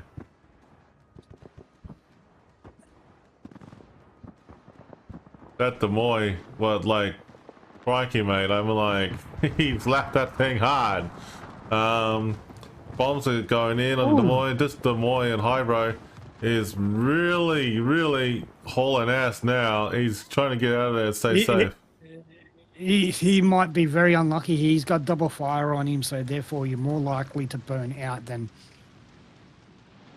He's got less than a few seconds before he actually gets the DCP. 33 seconds, in fact. Watching it. He's just, oh man. 424 health. Okay, that's all. That's he needs. That's all he needs. I mean, like, that's fine. I mean, like, he does have the opportunity to reheal himself, though, which is actually pretty cool.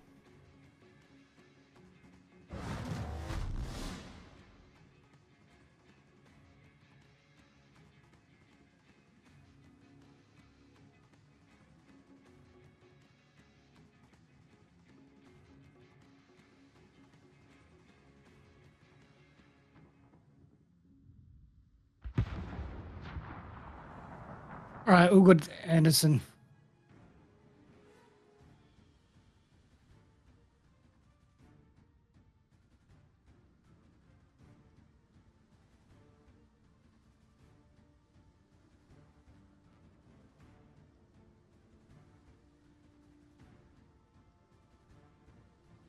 Yeah. I'm gonna have to turn the aircon on in my room.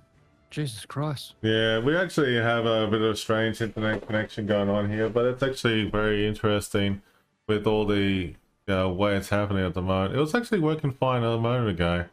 Just not sure what's happening now. I think what I might do is I'll kill that. That'll do it. That'll do it. Give it 5 minutes, chat.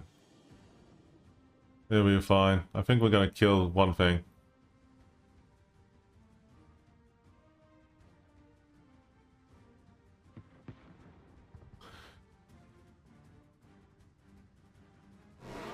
Yeah, there's a bit of a server lag going on here for me. That's interesting. My connection's going there. Interesting. Anyway, it's fine. Ooh, the small one from JC's getting hammered. Yeah, Swalen's getting hammered.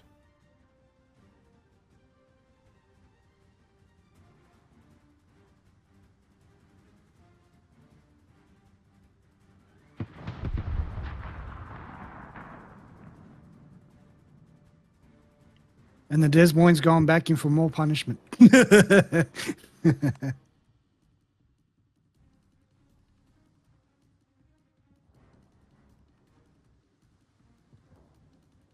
That's okay. Oh, good.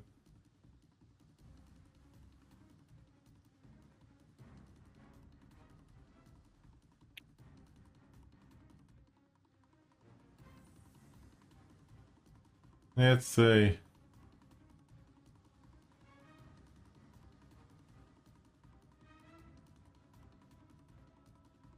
Anyway, Daring's taking on Delany at sea.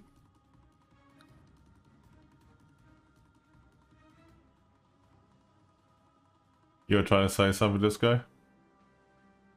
Yeah. Your winner, what, has messaged me to work out how to get in contact with you, which I've sent details to either whisper you in Twitch or DM you in Discord. Okay, pass this one on to him. Okay.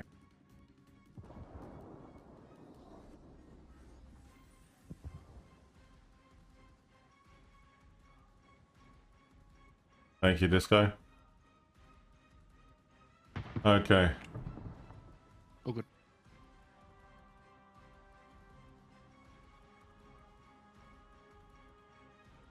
Yeah, for those who want on Twitch at the moment so far on my stream, go ahead and message me on Twitch.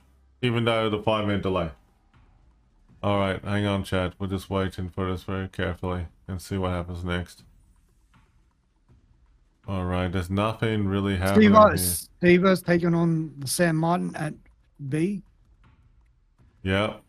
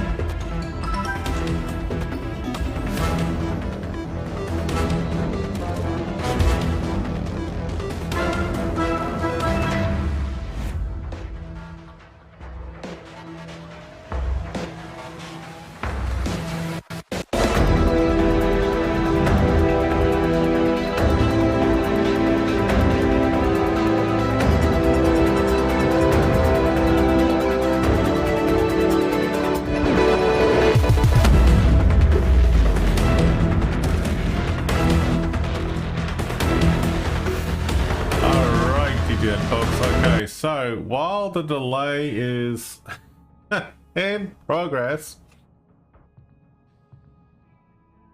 well, the short version is that in terms of the internet connection, let's just say that the internet connection is not the issue. Twitch servers are definitely having issues at the moment, and I have done a full system restart in terms of everything I had. So bit of a shame with everything going on. It is a bit appalling with the way how the system is going for Twitch at the moment, as well as the internet this weekend. We have been getting bad weather all over the place. So the good news is that we're getting back online. Vamps, you should have an invite to get back in the backstage now for you to do your thing. With that being said, Vamps has actually had to do a full restart now. Everything's all back online. So you have to do a refresh. Everyone go ahead, click the refresh button on your side, and then you should be all having a 5-minute delay effect on your side now. So I do apologize for what has happened. We'll get the moderator team to do a pin up and to let people know to refresh on their side. And we'll kick it up over there at that end over there as well too. So all good, chat. It happens, but there's not much we can do. It's beyond our control. So if there's no such thing as Twitch being not twitchy, I first and foremost, I would have called that a flat out lie. So if Twitch is actually working 100%, we know something is wrong there. So Vamps, I don't know why you're not on the backstage yet, so I'll let you do your thing. Yeah, I'm gonna fix it up. I'm in the process of fixing something else up. Oh Jesus! Well, at the moment, Everything chat, what are you seeing right now, chat? On a good side note, you actually are seeing the invisible Vamps at the moment. She is actually visible with the lovely, emote and everything, but it's all good. But that's okay. I'm handsome. Giveaways are going up and running now. But okay, so the next match is coming up, and it is going to be between YYUT versus NFG. Now, YYUT has been very well known over the years in KOTS, having a very, very good group of people, and also NFG as well. And they both have been playing KOTS for a few years already. So we're looking forward to see how they go this year for both of them in terms of in the round 2 or the playoffs. And then looking forward to it. I do apologize again, folks, that this shit happens.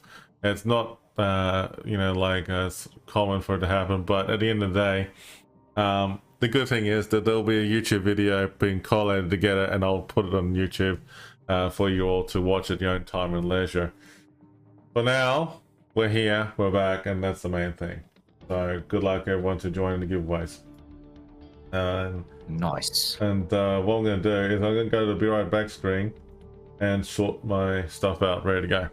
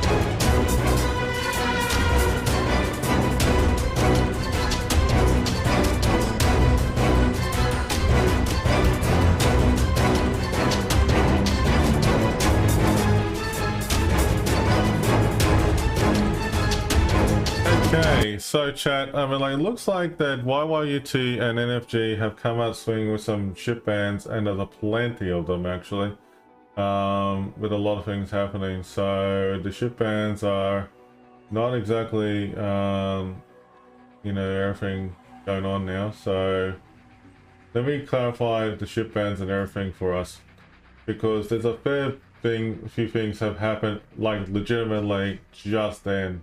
You know, like with everything going on.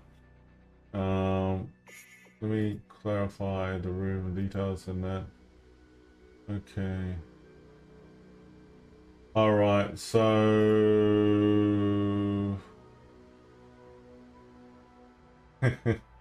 yeah, okay.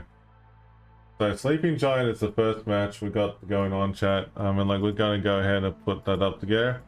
So YYUT is actually on the side there, which is right here. We're going to get the ship bands all sorted in a second here. Whoopsie. So we're going to get that all sorted in a second here. Yeah, there you go, Sleeping Giant. There we go, finally fixed it right. Okay, cool, awesome. Alright, so we're going to go ahead and play the video. We'll be right back, chat. A colossal battle between opposing fleets will soon unfold here amongst the waters of the East China Sea. The residents of these islands will shortly bear witness to the thunder and flash of combat, and only one team will sail away victorious. This is Sleeping Giant.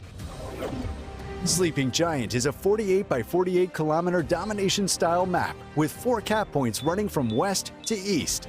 The A cap is on the left, B is in the center, C and D are on the right. In this iteration, both teams' spawns have moved from a central position to a north and southwestern spawn position, offering a wealth of new strategies for teams to execute. Cap A on the left is fraught with danger, shifted from its previous position inside the Thunderdome to being centered on the tip of the island on the 1-2 line.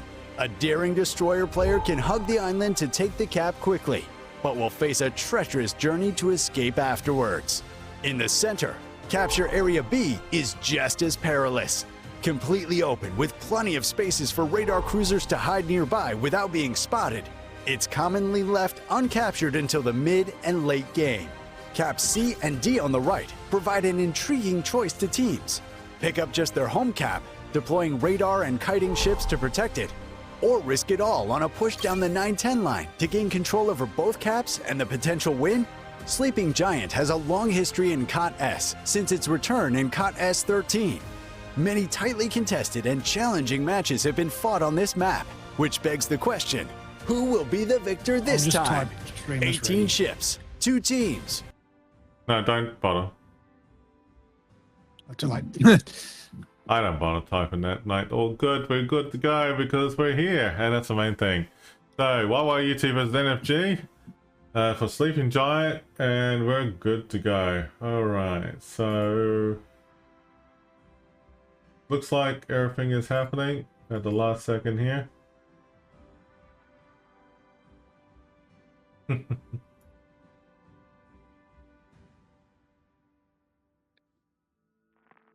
But yes, let's hope that the weather holds. So hopefully that the weather does hold, chat. And I would like to acknowledge and say thank you to Dodgy Dingo for sending me a screenshot of that lovely stormy weather that's coming over my way. Thank you very much.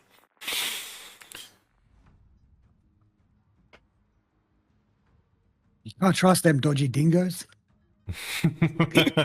YYUT has come out swinging with the following, with the Bongo, Kremlin, Des Moines, Moskva, Haraguma, Delny, and Gdansk. Bongo, Kremlin, Des Moines, Worcester, Moskva, Utrecht, Summers, Gdansk is for NFG. Let's see how both teams play this out. This is actually a pretty good match. Okay, let's go ahead and have a look at this very carefully. That's actually better this time around. The connection is a lot stabler. I can definitely tell the difference. YYUT is actually got a very interesting build all around on all their ships at this stage. I'm looking at carefully at the Haraguma. It's got a unique mod that is ready to go. Des Moines as well. And it looks like that the Moskva is actually coming together there. And the Bongo is actually not too bad, and the Kremlin as well. But let's go ahead and have a look and see what's happening over here with the Summers as well as the Utrecht. Oh, they actually got some interesting builds being put together here. Okay, Moskva, Bongo, Des Moines. Yeah, interesting.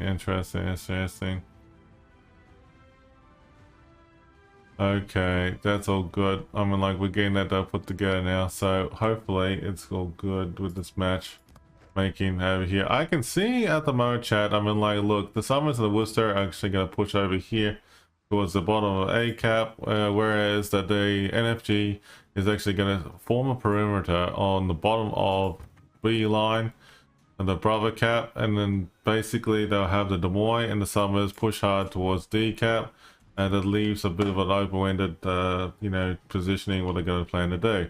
However, with the YYUT, the way how things are going right now, YYUT will actually, you know, like, it's all, you know, like, been put together here, so they're actually pushing over here with a big hard push of the Delny, followed by the Haragumo, Des Moines, and Bongo.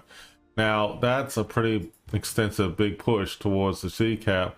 However, I feel that it's going to be a little bit of an action, you know, being focused here on the Bravo area. At the moment, at the stage, that the Gdansk is actually just hanging back right now. Kremlin and also the Moskva are actually doing a good job of staying positioned at the bottom there with the way how things are going at the stage. But it looks like that it is pretty much, you know, like, everything has been put together here. So hopefully things will just, like, you know, steady up for now. It looks like there's a lot of focusing firing going on in terms of the Summers, and it is actually pretty good, you know, solid hits all around going on here. But it looks like at the moment, Don't forget, YYUT are actually quite nominally known for making sure they're all spotted, shoot a heap of shells everywhere, then go dark, and then kite back around and reposition. speaking about that, there's a lot of torpedoing coming on this Des Moines and Haragumo. The question is, though, is it going to actually hit? That's the biggest question. I think that the Des Moines might get at least maybe 1 or 2 torps, but it looks like this one torp is going to hit in the rear on the Des Moines. It just managed to dodge that with a good Tokyo drifting move. That's actually very well played there. Okay. So let's just see how this pans out. At the moment, YYUT has got the dance detected on NFG, and it is holding the line. The Utrecht has actually reciprocated and started engaging the Gdansk, and the Gdansk has actually smoked up. Interesting, due to the seesaw effect, going back and forward at the moment right now. And it is engaging the Gdansk and starting to move away. Nice.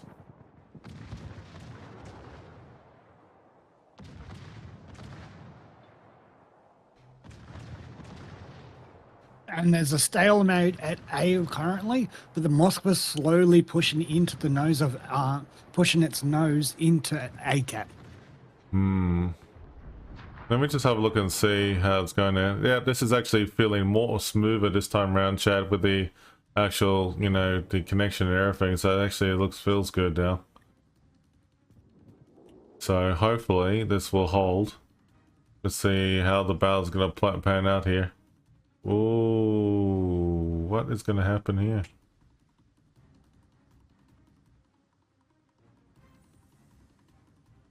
Okay, make sure you jump in the giveaway, exclamation mark KOTS, chat. It is actually all systems go. Okay, here we go. Ooh.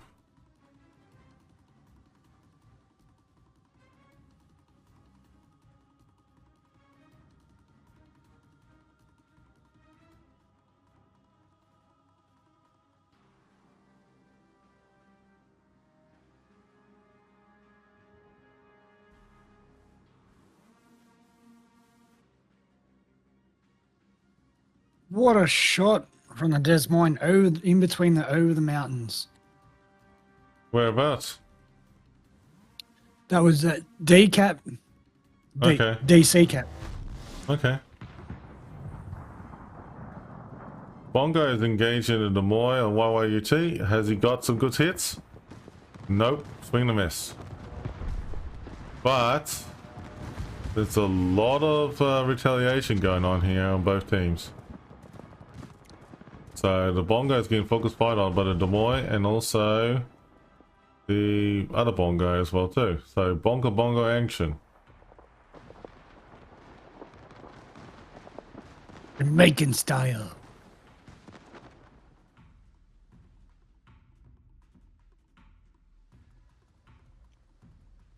There you go, Shin. Alright. Hey, finally get remembered. That's alright. Had to restart everything, mate. It's all good.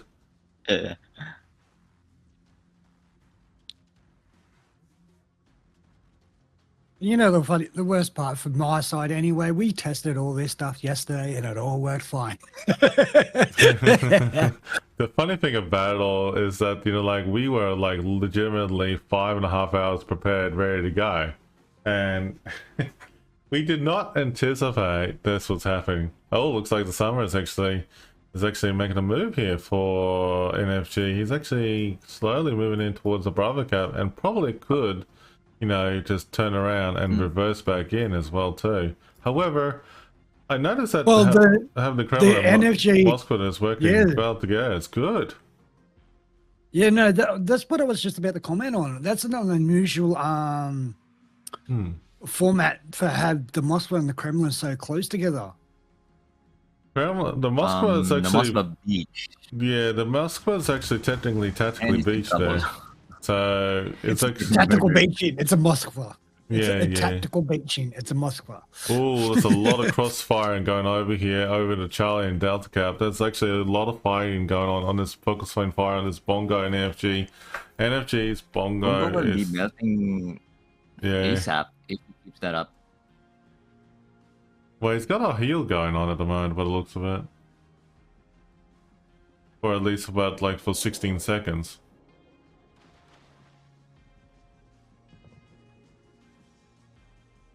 Torque going in. Don't think the gearing is near it. That's fine. The gearing's doing a good job dodging that. That's actually fantastic.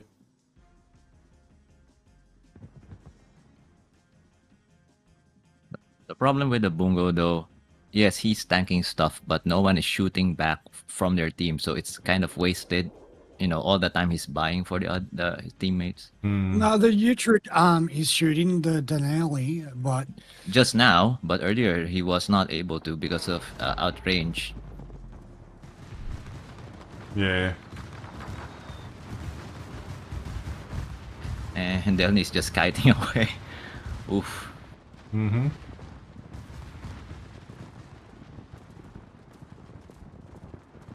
That's okay.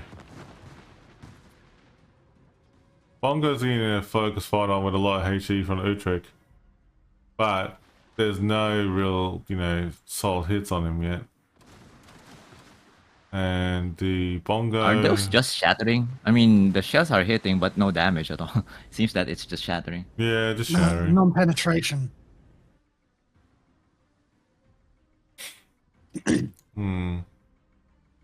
Interesting push here going with the Demoy, the Dance and the Summers working together here. They actually could possibly move in and flank the team here on the YYUT. If YYUT is not too careful, they probably will be caught up with a surprise.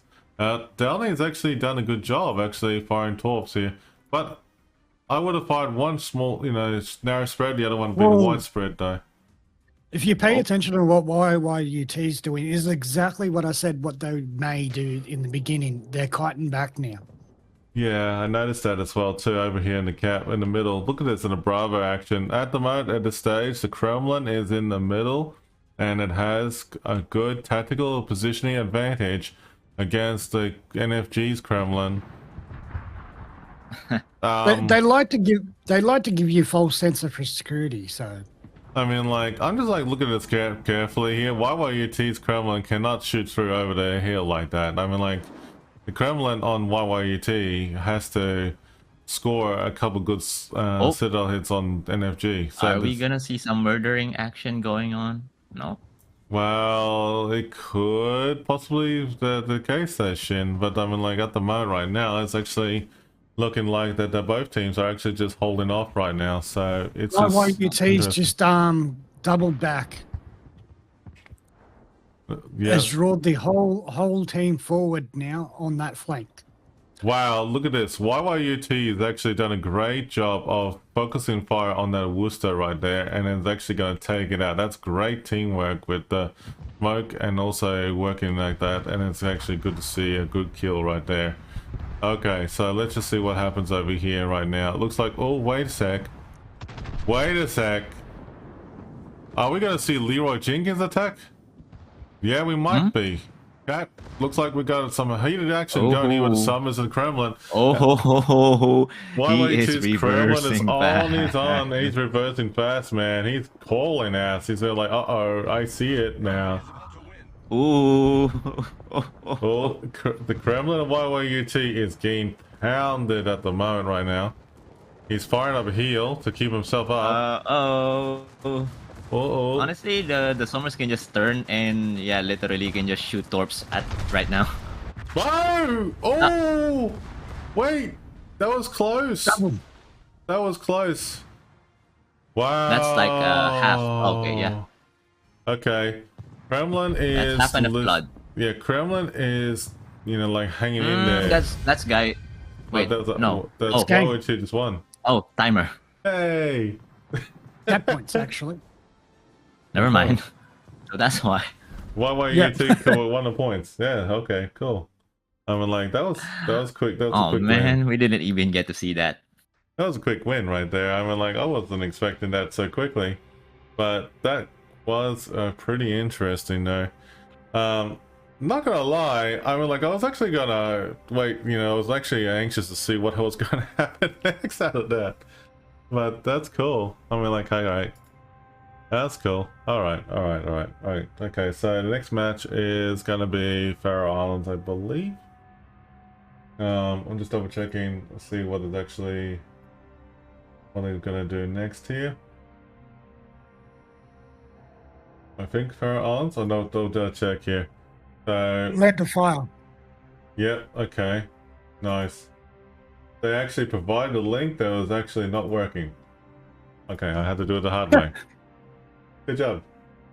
Okay, so Land of Fire chat, we're gonna fire it up for everybody. So Land of Fire, we're gonna fire up the video and we'll be right with you in a second here. 3, 2, 1. Here we go, playing the video. At the extreme southern tip of South America lies an archipelago rich in history and diversity. Soon, these storied waters will play host to a heroic clash between opposing forces, and the region will live up to its name. This is Land of Fire. Land of Fire is a 48 by 48 kilometer domination-style map with 4 cap points running in a line from west to east.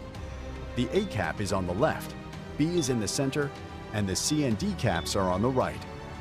To the west, the A cap has been shifted eastward, providing a significantly more open cap than before. It is common to see ships parked on the island on the west edge of the cap in order to deny the flank push, while also preventing an easy capture by enemy destroyers. Islands to the north and south also provide a safer but less rewarding place for radar cruisers to sit and defend the cap. Cap B in the center is wide open with plenty of ways in and out, and is initially the purview of competing destroyers. Teams will have to evaluate if it is worth smoking a cruiser to the island to the west of B in order to provide radar and hydro coverage. If combat shifts to an east-west axis, it's common to see some spectacular mid- and late-game pushes through the center of the map. On the right, Caps C and D provide a tempting and risky choice for teams. Fast destroyers will typically take the home caps early, giving the teams the option of pushing a battleship down the 9 or 10 line to gain complete control over the eastern portion of the map.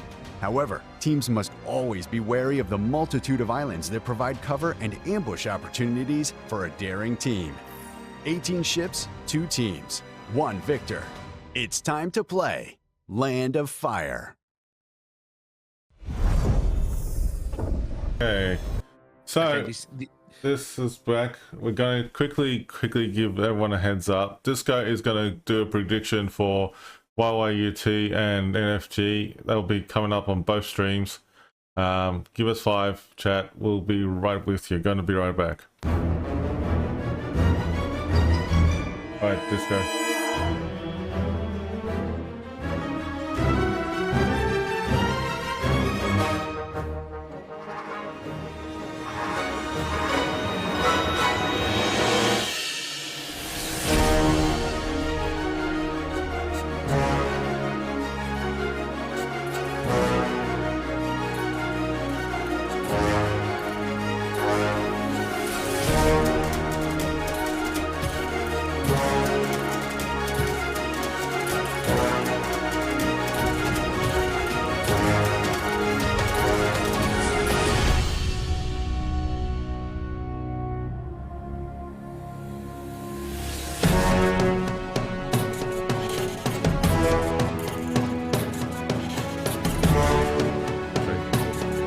Okay, chat, we're back again, and we're getting ourselves ready for the round 2 between YYUT and also NFG.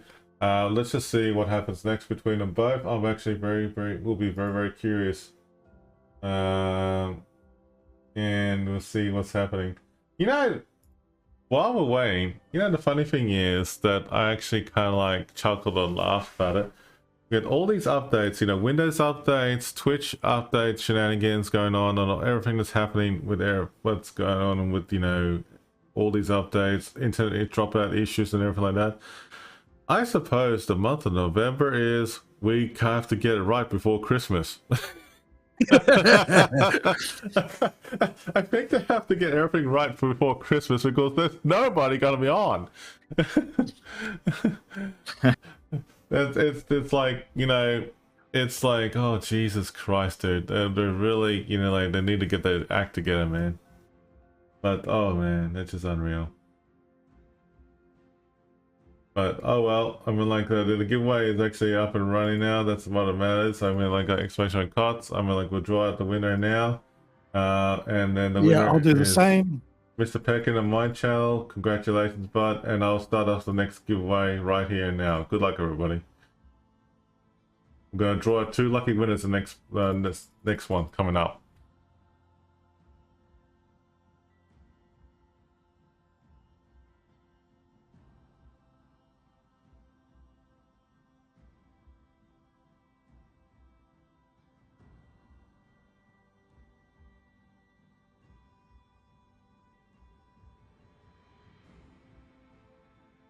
Oh, this is fun having 2 keyboards, guys. Remembering which one I'm pressing.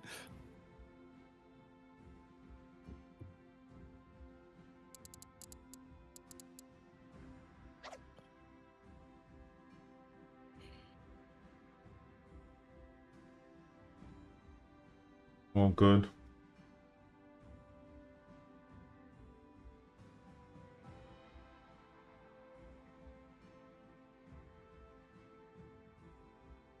All good. There you go, Vamps. Cheers. We finally get it. I'm mod streamers. I know what I'm doing. All right.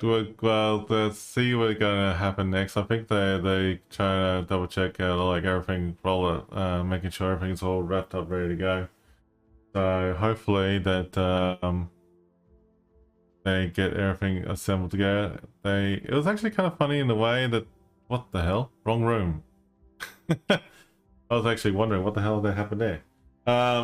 They're actually trying to get everything put together though for this matches. I'm just actually a bit startled about how everything's been put together. Looks like they're all ready for games too. We're all ready for games too. Yeah. Okay, they're definitely reconfirming. So we'll just wait patiently. Hopefully we're good. We're good. Yep. We're good. We're good. We're good.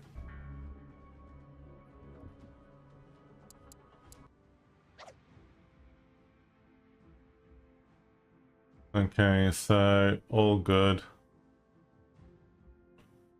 It's actually kind of funny that you know, like with everything happening, it's all good though with all this, you know, like last minute changes and shenanigans with all this, you know, buffering issues and everything. But we got round 2 here between NFG versus YYUT. I'm actually very curious to see what the outcome is going to be here in the moment, chat.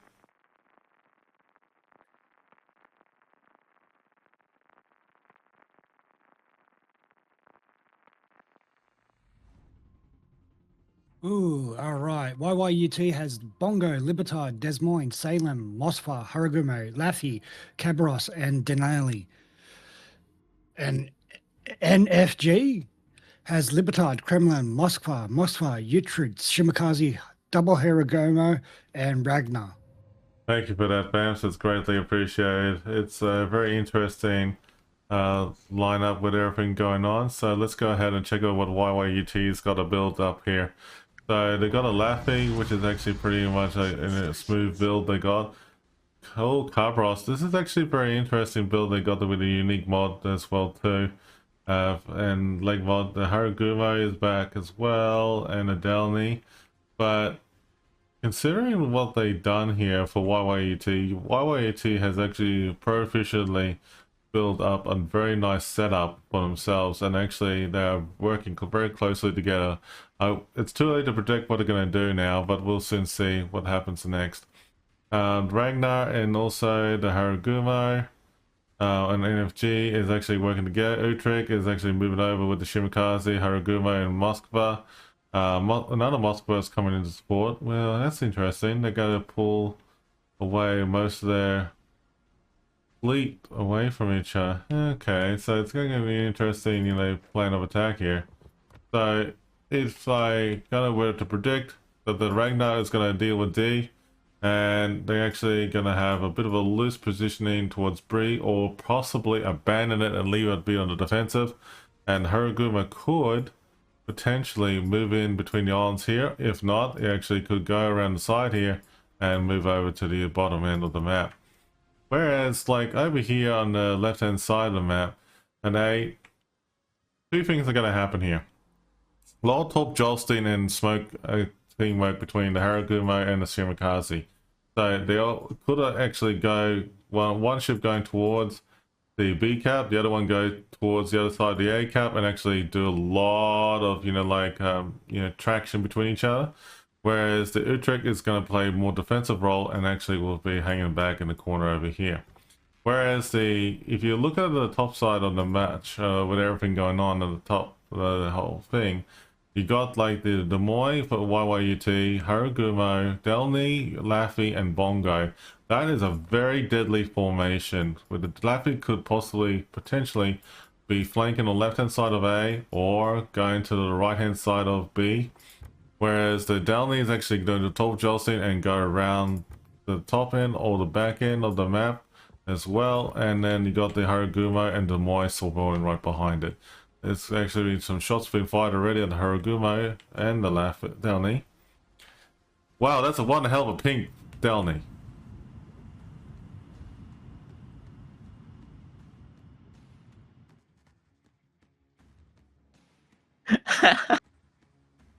Oh, the pinata. Oh, hello.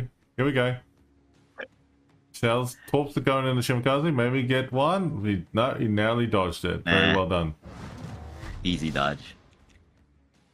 Okay. Oh, there's a lot of torps in it going all over the place. And at the moment, there's nothing really happening, Charlie, but we'll come back to it a bit later. There's torp jolting. Yeah, so what are you thinking, guys? I mean, like, is there a possibility that they can, you know, like, pull it off in this one?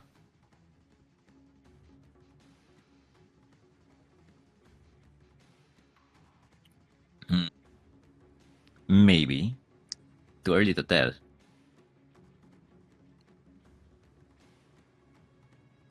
At the moment, that's too early to tell, yeah. Mm-hmm.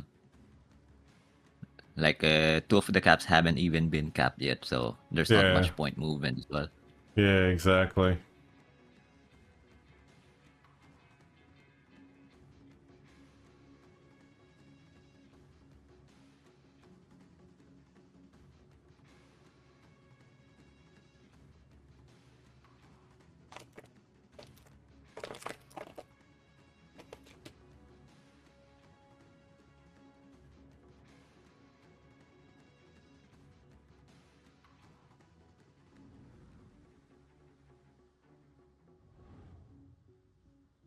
Kazi, to answer your question, none of my suits fit anymore.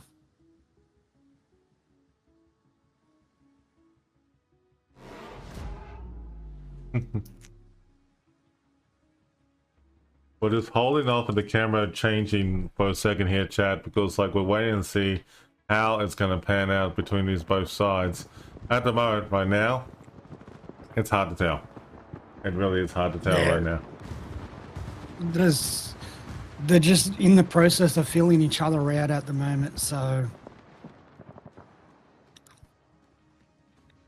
If I was doing if I was doing this, I would be doing the same. Keep going, Vance. Desmond's just popped his radar, so he gives him range of 2 destroyers. Yeah.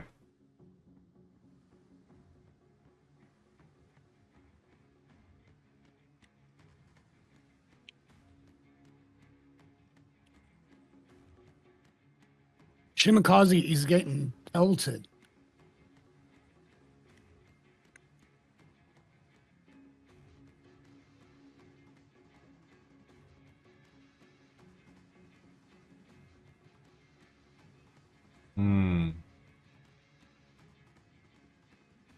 Narrowly dodging a lot of salvos here.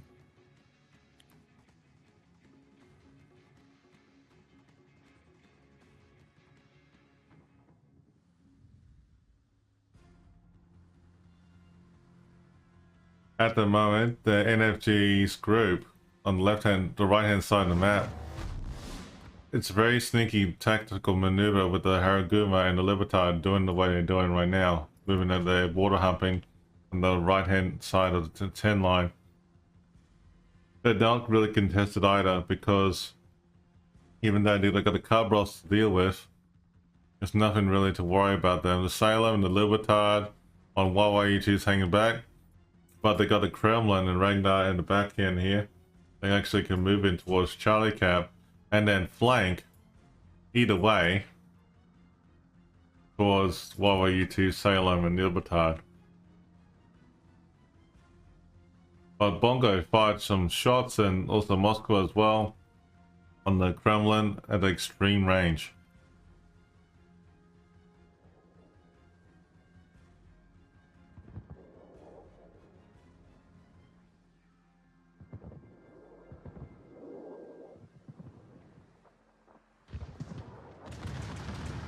These torps are looking pretty damn good. On the Haragumo, he might take one for NFG, or 2. Oh, maybe, but 1. Yep, definitely 1. But NFG's Haragumo has been focus fired on. Oh, he's got reload booster available. Smoke is available in 14 seconds. Can he just keep on dodging and hang in there? Maybe not. Guma's done a good job by slowly dodging the shells.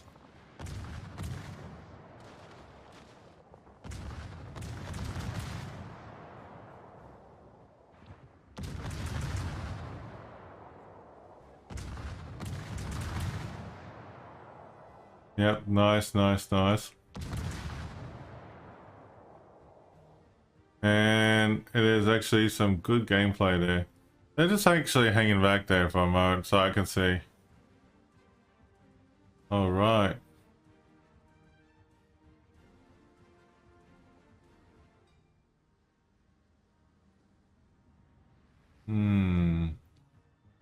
What do you reckon, Bams? Are you thinking there could be a possibility to move in? They got the C cap now for NFG. The C cap will probably turn into a brawl.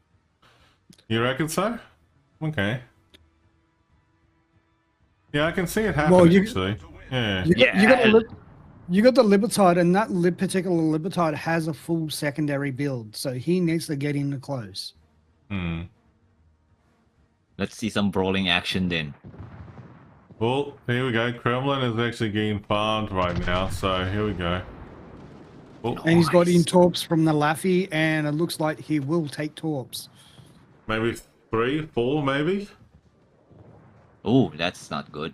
1. One from the first set, and he will miss the second set. He'll take one on the rear set maybe. No, he will just miss it. Yeah, good call there. Oh, he's actually getting fun with HE. Libertad's literally burning him out, dude. This is like, yep, I got this, and yeah, the Kremlin's getting farmed. Well, that's one of the weirdest things about the Limitard. Is actually you'd think that it's actually strong bow in, where it's actually stronger in a kiting position than what it is front on. And Oh, there you go. geez, Kremlin's Down gone. goes the Kremlin. Well, to be fair, I mean, like, the Libertad is more of a secondary warship meme that has actually got good guns for the secondaries than the main guns itself. Whereas that the, as you said, kiting is forte. The Libertad can be a tanking warship, but it's not really ideal because the way it's designed. No, not from a. It's the same. In a way, you would. It's That the would be same hard. thing with the Hindenburg. The Hindenburg is also a kiting or a reversing battleship. From my No, memory, it's not a battleship. It's a cruiser. Light cruiser. Sorry, thank you. Shit. It's one of. Believe it's like 4 or 5 ships that actually beneficially play better in reverse than what it does going forward. I'm gonna have a quick look over here in the ACAP, and there's some interesting heated action going on here. Haragumo's low health. A single shell will take out this Haragumo. Yeah. Oh. Well, he's using flex tape. Don't worry. Well, he's actually just hanging in there by a thread. All he needs is just one Nothing a little secondary duct tape shell can to fix. sneeze at it, you know? Just one secondary shell. Yeah. And just go like, That's hi, you, done. bang, done, gone. What But, if someone in then the crew drops a shell on their own ship? Like, yeah. No, we don't have team kill anymore. There were too many complaints. Well, if they had someone team trips kill over. if they had team kill and King of the Sea, it would have made things a little bit more interesting, that's for sure. Well, to be fair, in the early stages of King of the Sea, that was an actual thing. Yeah, it Especially when was. I played in King of the Seas, it actually was a real thing. Team kills was quite possible. Where we did come across one match where our own teammate in a heavy cruiser happened to come across torps from a DD. Oh, nice and kill from died. YYUT on the NFG to Chimikaze just then. Hang on, this is gonna be an interesting attack run. All this Des Moines from Argument. YYG is gonna push in. Wow, this is close, bro. And that's a dead Haragumo, right? That Haragumo could die. No, still not. It's still not dead, guys. Like, The other destroyer was dead first before that Haragumo. That Haraguma is living on the prayer, man. That Delny, on the other hand, what the hell are you doing? Come on, Delny, what are you doing? Are you gonna move in? Are you gonna hold back? Or are you gonna move in? He's deciding whether his ship is pink or not. Wait, no. Well, YYUT Oh. has won the match there with the points. Well done to YYUT. Well, the Haragumo's still alive. That's unreal, man. That Haragumo stole the show pretty much off an NFG. I mean, like, I have to say, that Haragumo, that would have been an interesting outcome.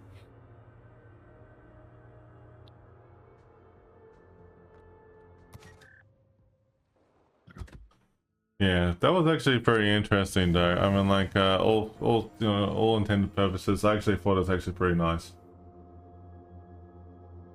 Mhm.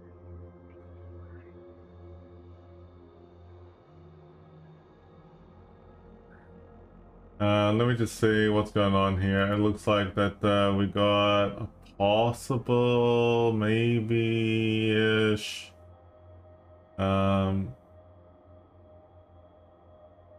you know, match, but we'll see.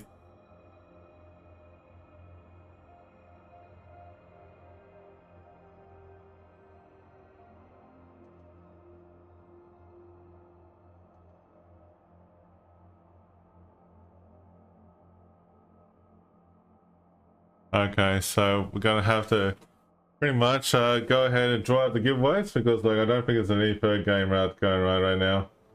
Let me just have a look and see. I'll do two codes this time, guys. Yep. So let's see how this goes. All right, I'll let Bams do yours first. That's rigged. It's Who won? rigged. Who won? Oh, hell no. The handsome guy. All right, guys, you both need to type in the chat to make sure I know you're there. All right, so I just started looking at it right now. Tassie Devil, and the second one didn't come up. Oh, I've got to fix that. The Dream Dancer. Dream Dancer, nice one, nice one. All right, in my channel, we have Big Kev, and this is definitely rigged. Shinigazma. Okay, moving on. So both of you have to message me on Twitch, and you can get your code, guys. All right, next giveaway has officially started. I will be drawing out 3 winners in the next round. So good luck here. Okay, exclamation mark Revan. Not Revan, KOTS. Much Revan KOTS. KOTS, yeah. Exclamation KOTS. Good luck, everybody. We're gonna get ourselves ready. I'm double checking in terms of the rooms though, because it looks like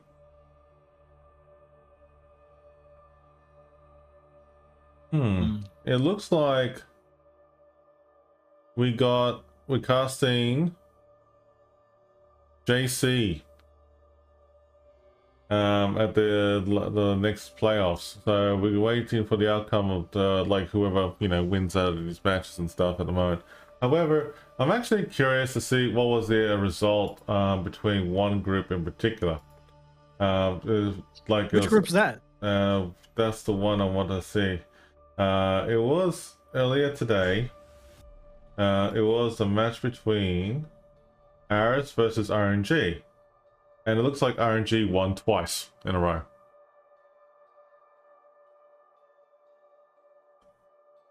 So RNG won twice, and that against Aris. So that was actually a very interesting outcome. All right. So as I was saying earlier today, that the matches are being played in a very different way how they have been handled. So they've got that handled, but all the matches are basically done at 1300 UTC, which is Singaporean time.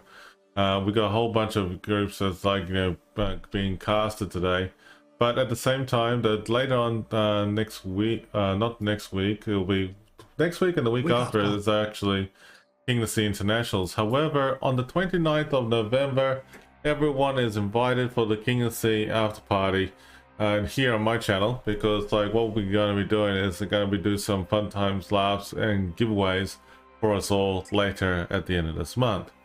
Now, while that's happening, we're going to go to the Be Right Back screen and then wait for the next round to begin.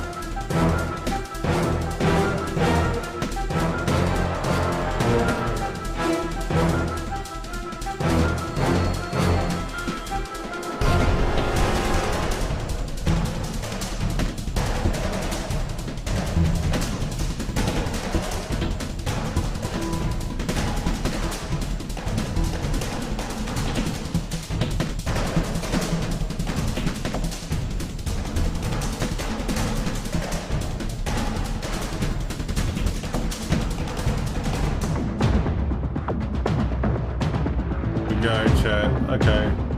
Okay, chat. Looks like I just got invited in at the last second here between A versus A1. So A1 versus HRA. We got them on the sleeping giant right now. So basically we got 2 lineups between both teams. Alright, so this is how it's going to be. Alright, so A1 is actually going up with a very interesting lineup with the St. Vincent, willing to Erst, as well as the Des Moines, Moskva, Summers, Kassad, Masu, and Ragnar. The HRA team, Montana, Kremlin, Kishiro. And that's a ship I haven't heard in a while. I've seen it in terms of the KOTS. And they got a Des Moines, Moskva, and as well as Haragumo, Grozvoy, Kassad, and Dudansk. Interesting Basically, choices. that's Zao. Oof. Grozvoy's got a good build there. The unique mod and everything. Des Moines has actually got a good setup. HRA has done a great job putting themselves assembled here together. Looks like that it's going to be a very interesting lineup. Kishiro is interesting. Okay. Interesting how they got it there for themselves, but looks like we got a three destroyer push between the Ragnar, Kassad, Marseille, and the B and C and D, with St. Vincent and Moskva following right behind them. Interesting. They're all hanging back at the moment right now. Bit of a defensive, moment here over in A, but most of the bulk of the action is over at Bravo. And watch the destroyers go, guys, over towards Charlie and Delta Cap. This could happen either way.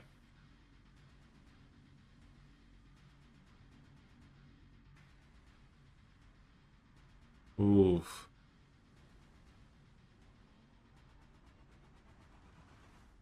Wow. Someone hit the Des Moines hardcore just then. And that was the Kremlin chat. Wow, 29k. Oof. That was a devastating hit for that thing.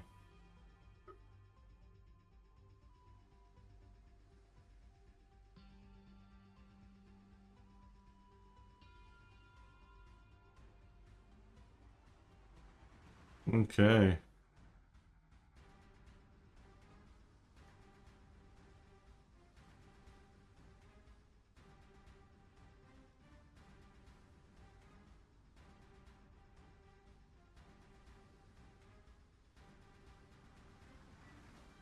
The torque could hit an impact on this Haragumo. Haragumo, what are you doing? Oh, that looked like it hurt. That looked like it hurt, chat.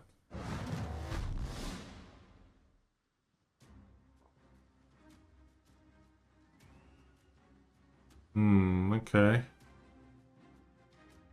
A bit unsure what is gonna happen now. Finn, what do you think? Where do you think HRA and A1 are gonna pull up here? There are two things that are happening at the same time. Okay, but most of the ships are gonna be on the B side, the B cap. All right. So there's a big chance if they cap that, that's what's gonna be the determining point of the match. I hope you get what I'm saying. That's gonna be the winning part. That Des Moines over an A1 just got taken out just a moment ago. Great combination of focusing fire. And look at that Haragumo down to 1230, 1262 health. Is this the same Harugumo earlier? Or that's I don't know. I mean, like, we're starting to see a trend here. There's a lot of Haragumas are surviving on the thread of ice, you know? It's just like legitimately. It needs to be seized that, and that was it.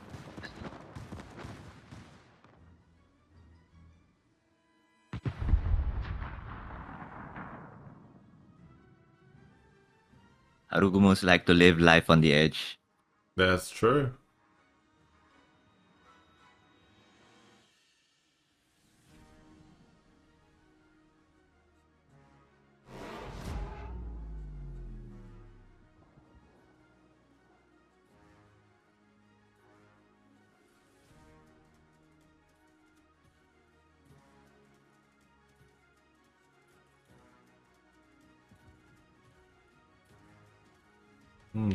Okay. So Vince is actually firing at long range.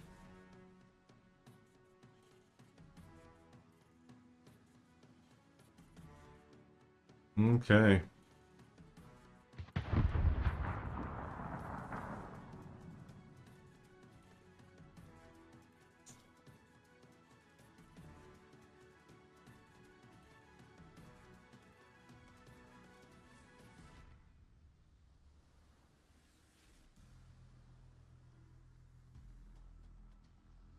Ooh. They're hanging back, but looks like that the teams over here in A1, they're literally legitimately just holding back at the moment right now over at the Delta Cap. So once they got the Delta Cap under play, no one's really focused their attention on B Cap at all. So it could imply that a destroyer could slip in to Bravo Cap and take it if they wanted to. But at the moment right now, that in terms of the point lead, A1 is behind, but they can get in front pretty quickly by getting some excessive damage and kills here. But over here right now, as you can see, over here that there's the Moskva is engaging the Kremlin at wrong range, and at the moment right now is that the Summers is actually kind of away at this point in time, and then the Will and the Rest is moving us away from the Kremlin as well too.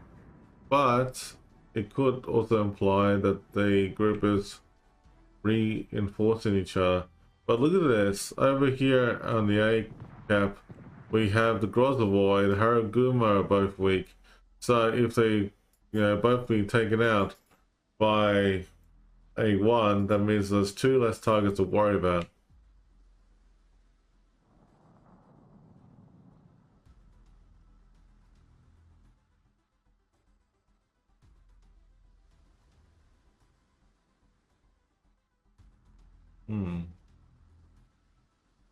Hopefully, we get some good thoughts on this Kremlin. What do you reckon, Shin? Maybe 2, 3? That's gonna be 4. You reckon so? Oh, actually 5. No. Whoa, 5. Oh, Yeah. no. Oh, that Yeah, 5th you miss. are. Okay. So Yeah, you Yeah. got 5. There you go. Wow. That's some good hits there and good call there, Shin. Looks like the Grozavoy is going to miss him, which is good to see. But 5 torps on that Kremlin, that hurt it a fair bit. Oh, shots fired at long string range. Despite that, Rev, they at this point they have only 1 cap. As you have seen, D cap had already been taken. That the one that I was telling you earlier. If they got that, things gonna be a bit dicey unless they push back to the enemy. Oh, more torps. More torps on the Moskva here. That was. Are those Japanese torps? That's a lot of damage. Kassad. Oh no, it's Kassad. Oh, okay. Yeah, maybe because that was Kassad, but I'm thinking like oh wait a minute, looks like the Kushiro That's was the one actually which there is too. closer, your higher damage or something. I think. Yes, that's right. Well, the top hit. That was close. I mean, at this point, I don't think he's still gonna live. I'm pretty sure he's gonna be dead anytime soon. Yeah, exactly, mate. I think that's actually some good, incredible hits there. Moskva is actually DCP'd. Why did he fire? I was thinking he want to like get stealth concealed or something, but he's firing still. So I think he knows he's dead. Yeah, he's dead. Yeah, he's definitely. I mean, like, look at that. All those shells are coming in, and it's gonna be gone for sure. But the Kushiro did a good job there. and farming down with AHE. Ragnar on A1 is falling back and he's retreating. He's actually getting 3 focus fired on by the Gdansk, the Moskva, and the Haragumo. Haragumo, on the other hand, is too far away, but he's actually got the potential to be doing focus fired on. But right now, that their Ragnar in A1 is falling back. They are falling back, and well, they are in the lead in points, but at this rate, if they're going to lose another ship, they could change the, they're not there. So HRA needs to get their kills, so at least they can get back the caps, because right now, again, they are disadvantaged with the cap points. That's a dead Ragnar. That's a dead Ragnar there. Oh, and then the Haragumo as well. Oh, wow, okay. Oh, that's a lot of ships being dead. Yeah, that was like pretty quick. That was pretty fast, right there in the match. Looks like some Tolson gonna line up on this Demoy here. Demoy has angled himself brilliantly, actually. Yep, and he's gonna slip right in between the screws. Nice. He's good. He's all fine there. Okay. So, right now, HRA is doing a good job taking D back. Although the other cap is being taken as well. So it's like a 2-2 cap at the moment. If ever. Oh, dead Montana. That's a game changer. Yeah, the Montana's gone. Did you catch it? No. No, we did not. St. Vincent killed it. Where was that? Where is that? St. Vincent's I over think the top. the Montana's Yeah. behind the island. Yeah, has to be. But that's okay. Don't worry about it. Don't worry about it. Don't worry about it now. Oh, and the Kremlin is gonna be following as well. So, is HRA gonna be able to continue with this push? Or is A1 gonna hold it? It's actually good to see that HRA is actually moving in, and they actually could possibly claim it by pushing in towards the Moscow. Oh, are you seeing that demo in Rev? Yeah. Oh, that seems to be in trouble. Yep. Oh, this So, yeah, Moscow there's got push slapped hard for A1. Ouch. That looks bad. And there's Thompson going to look.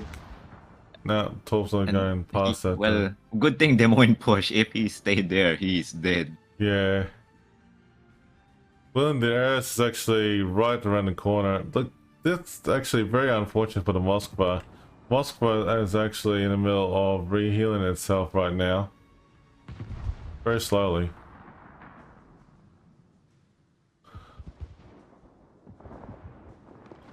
But the William the Aris... Ooh. I have a feeling he's gonna dev strike this Des Moines. Yeah? If Des Moines stays there, that might be dead. And then, of course, William will be also dev struck by, he's gonna be murdered by Moskva.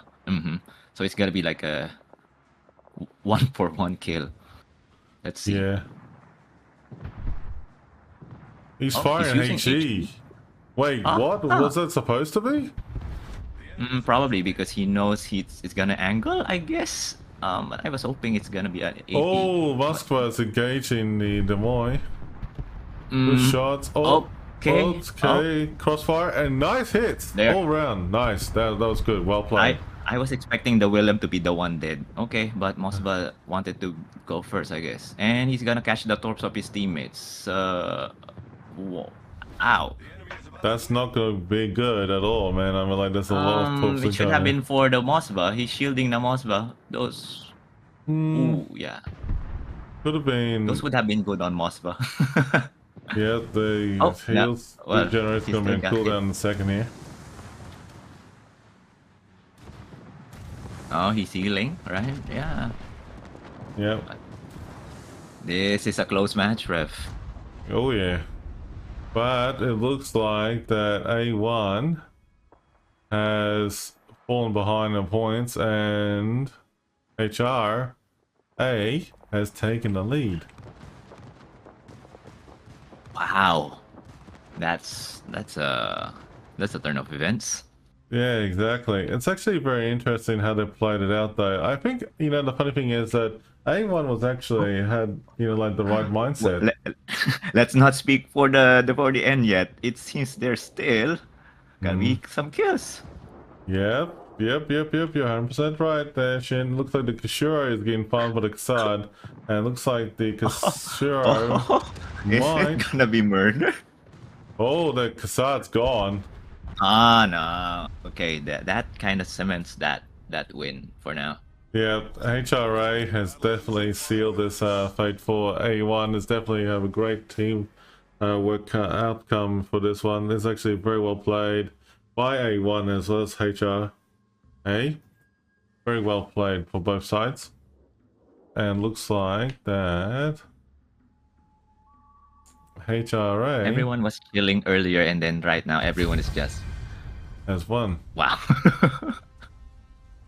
Wow. Awesome. Great match there. Well done to HRA.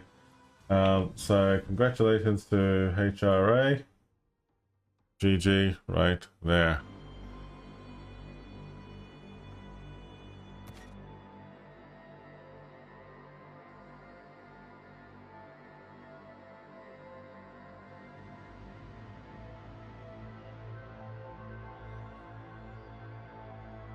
Alright, so Vamps should be able to join in the match now. Or Oh, so that's why he's I think the quiet. match is all quite all done. I don't know. We're about to find out if there's another match. I mean, like, we're about to find out and wait and see. It's actually pretty cool. Same room. Yeah, it sure is, but I think that the room is concluded, but we're about to find out. I think it's all been done. Yeah, looks like confirmation, guys, that HRA have won that one there, and I will definitely say that it was actually a good outcome for there. So I'm going to definitely update that for you all. Looks like that was the outcome of the match between A1 and HRA. Anyway, that was actually very well played. Alright, so what we're going to do, chat, is that we're going to go ahead into the Be Right Back screen in a second here and see if what the next match is going to be. Be right back.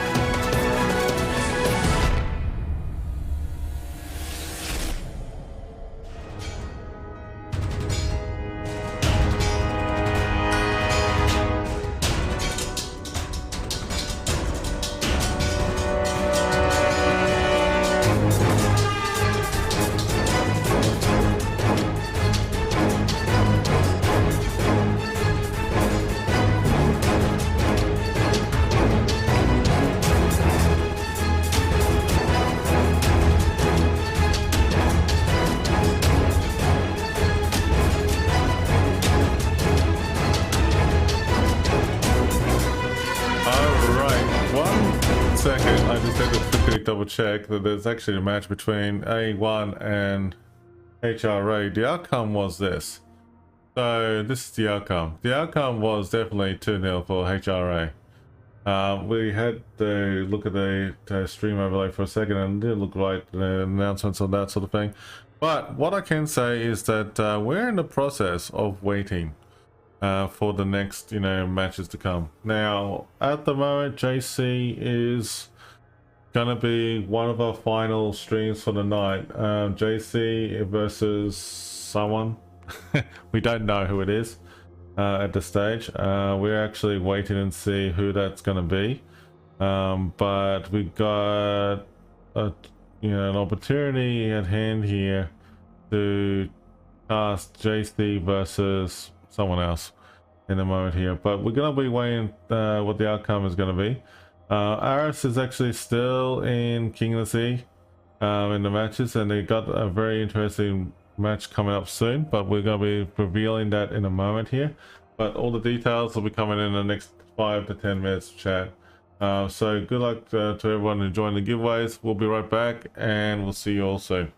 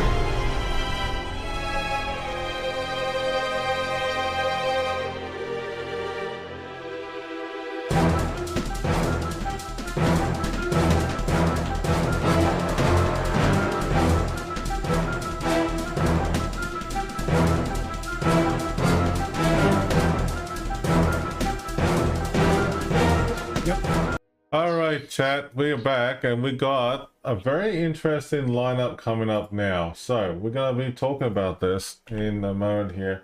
So JC versus HRA is going to be the match coming soon. So basically we're in the middle of waiting for confirmation of the room details and everything that's happening. They actually are finalizing their votes right now, so we're going to be waiting and seeing what the actual outcome will be.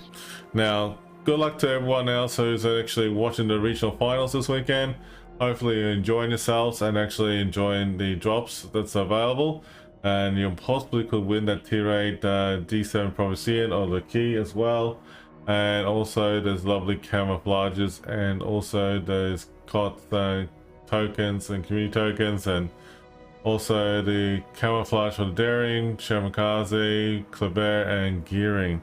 While we're waiting, we have to admit that there's going to be a lot of bit of interesting, choices out here. So the best out of 3 map has not been finalized yet, so we're going to go back to the map pool only for now.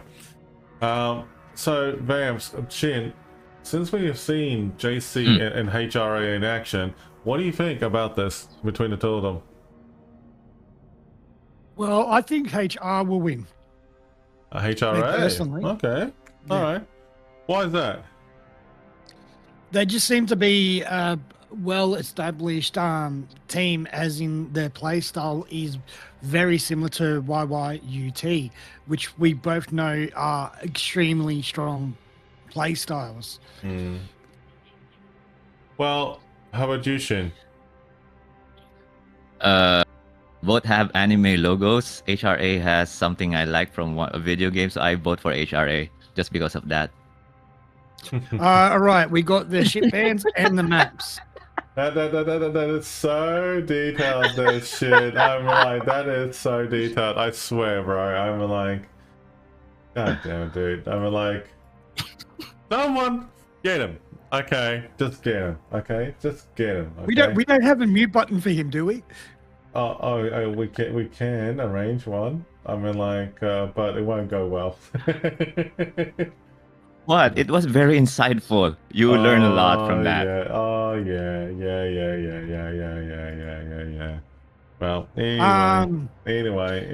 I mean, All right, so for JC we have Petro Marcelli, okay, Kleber, and Marcelli. Prince PVO being banned. Hang on. You just say Petro PVO. Marcelli. Okay. PVO is Yeah. banned as well. Yep. And what was the other one? Petro. No, you said Petro Marcelli, PVO. What's that? What's the other one? Kleber. Oh, the Kleber. Kleber. Oh, that destroyer Kleber. Yeah. What about the HRA? Brisbane. Oh, why? Just because I live here, But anyway, moving on. The Marcelli, Oh, okay. Kleber, and Napoli. Oh, okay. So you got a bit of choice. Good choices there. What's the maps we got going on? Band map, Sleeping Giant and North. First map, Hotspot, Land of Fire, and the Faroe Islands. Hang on. Hotspot and what? Land of Faroe. Fire Yep. and Faroe Islands. Ooh, all good That's the new- choices. Map of Islands. The icy whatever thingy. Yeah, okay. That's interesting choices there. Oh, wow. Okay. And then here's the banned ships chat.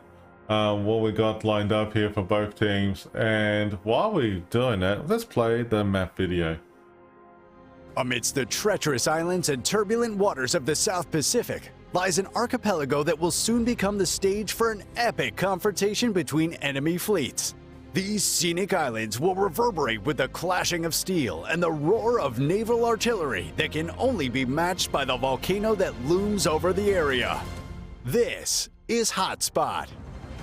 Hotspot is a 48 by 48 kilometer domination style map with 4 cap points running from west to east.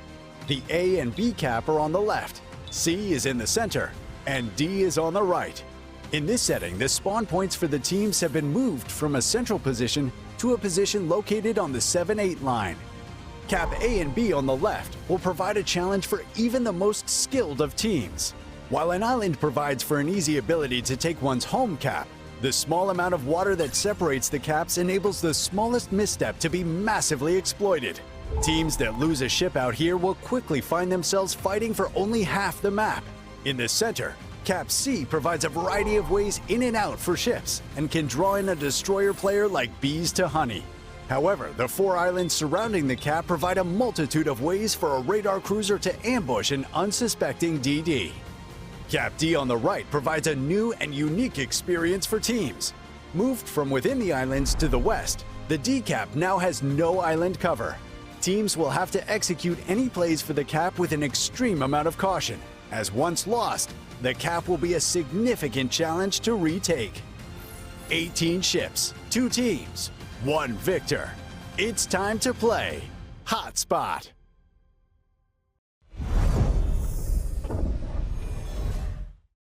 No, but I can. Well, Take a welcome back, screenshot. folks. That storm, we got a storm coming in Brisbane tonight. Yikes, that's a big one. Oof. Yeah, folks, if you're not aware where I live, in Brisbane actually, in Southeast Queensland region, if you were to have a look at this link here, for example, I'll just post it there for you all. That is an example of what is yet to come in terms of the next hour. That is a big storm coming through. It's huge. So Yeah, I'm on the BLM website at the moment. yeah, that looks pretty full on. That's a pretty full on storm coming through. Let's hope we can hold up. All right, folks, we're gonna go ahead and do the giveaways, and while we get a chance here, well, leave that with us now, Vamps. And also, Jen, what are you thinking about? Like this battle going to be? I think Vamps covered about I think in HRA. What about you, Shin? Who's gonna win?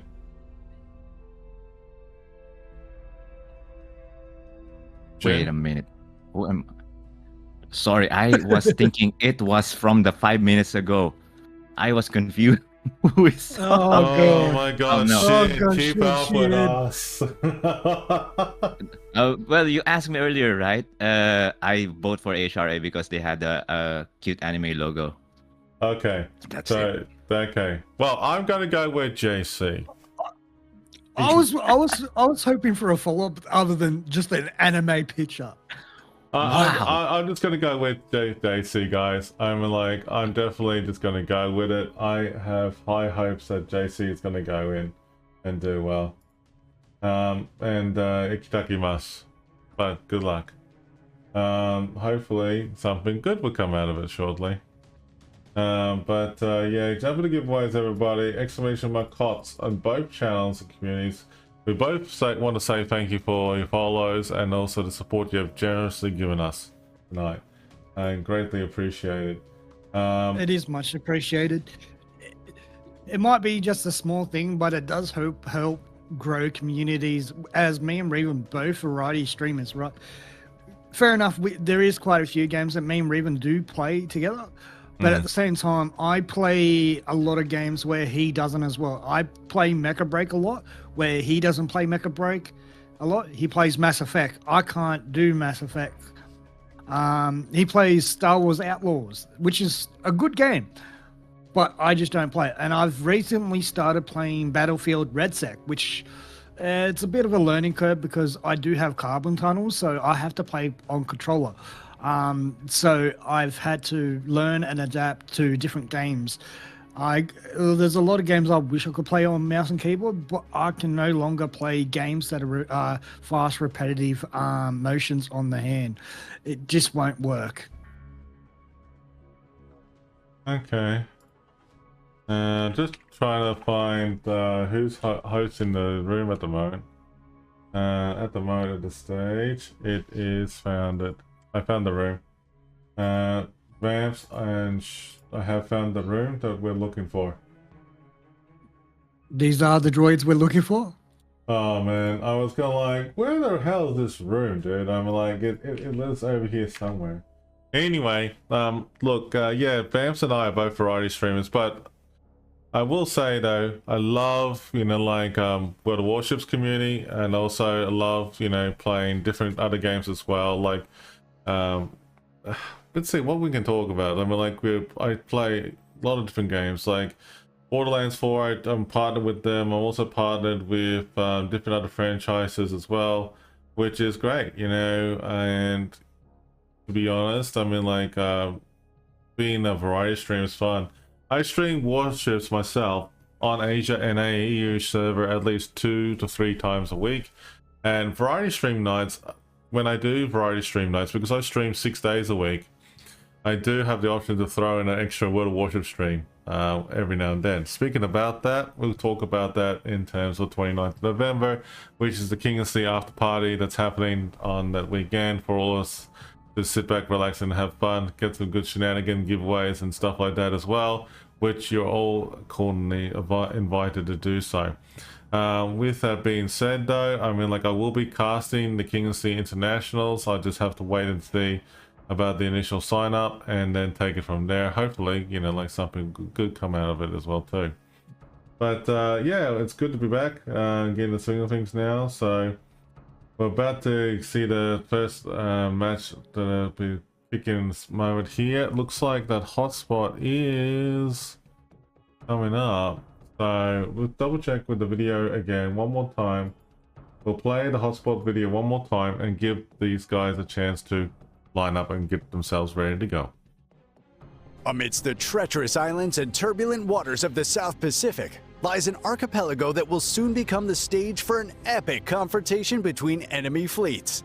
These scenic islands will reverberate with the clashing of steel and the roar of naval artillery that can only be matched by the volcano that looms over the area. This is Hotspot. Hotspot is a 48 by 48 kilometer domination-style map with 4 cap points running from west to east. The A and B cap are on the left, C is in the center, and D is on the right. In this setting, the spawn points for the teams have been moved from a central position to a position located on the 7-8 line. Cap A and B on the left will provide a challenge for even the most skilled of teams. While an island provides for an easy ability to take one's home cap, the small amount of water that separates the caps enables the smallest misstep to be massively exploited. Teams that lose a ship out here will quickly find themselves fighting for only half the map. In the center, Cap C provides a variety of ways in and out for ships and can draw in a destroyer player like bees to honey. However, the 4 islands surrounding the cap provide a multitude of ways for a radar cruiser to ambush an unsuspecting DD. Cap D on the right provides a new and unique experience for teams. Moved from within the islands to the west, the D cap now has no island cover. Teams will have to execute any plays for the cap with an extreme amount of caution, as once lost, the cap will be a significant challenge to retake. 18 ships, 2 teams, 1 victor. It's time to play Hotspot.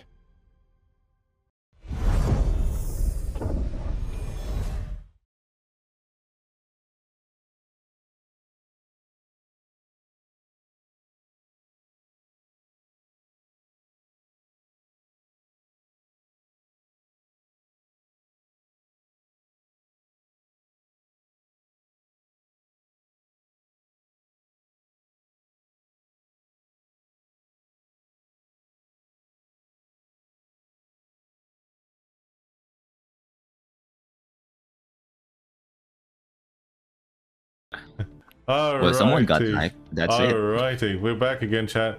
So we're gonna get ourselves ready to go. I do apologize. We were just like looking at a couple of things because like there was a couple of messages that we had to follow up on, but it's gonna be good with the 2 team lineups. So hopefully that there's gonna be some intensive gameplay on both sides. Now I'm cheering on and rooting for JC.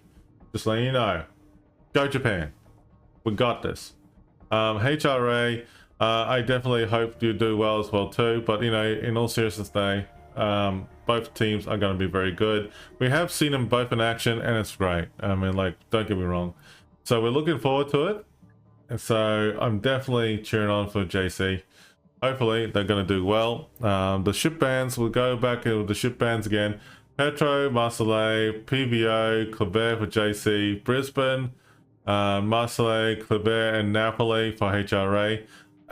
Chat, it's pronounced Brisbane, not Brisbane. Just let you know, okay? No pun intended, because like I live here. There is. Yeah, that's because I live here. You can't mispronounce the name of the city, okay? Anyway, all seriousness though, chat. I can see this is going to happen. In all seriousness though, chat, we love you. Okay, moving on. So we got the bands in place here. We're all ready to go. We got like two teams. I was going to say 4 teams. It doesn't seem right. 2 teams. 2 teams, 1 winner. 1 map, and 4 caps to deal with. Let's soon see. Let's go to the live game right now.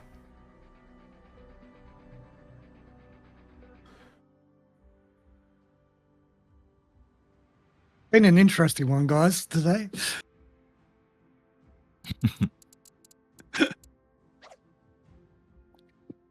It has been, actually. It's been a good, pleasant night. It's been a fun night for all of us. Shenanigans, our systems running shenanigans, weather running shenanigans, applications running shenanigans. There's just been a full night of shenanigans.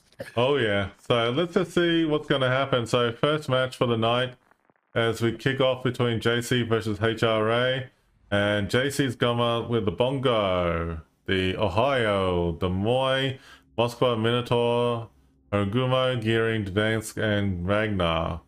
HRA have come back, he's come back swinging with Vamps here, who's going to tell us what the lineup are.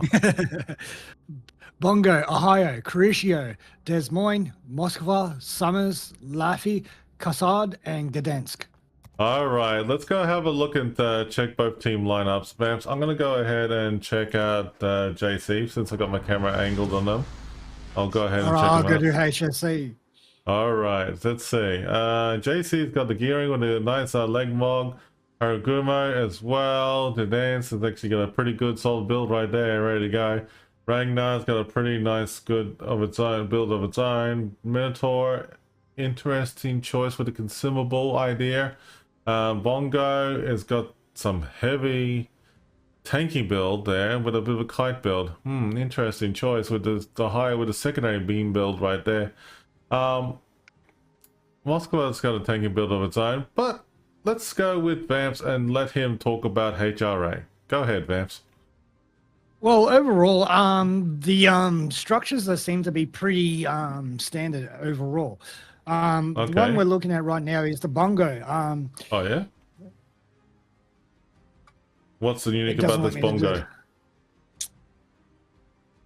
It's running, bloody don't know, I can't remember the name of the skill and it won't let me bring up the name, but... Which one you talk about? Which row?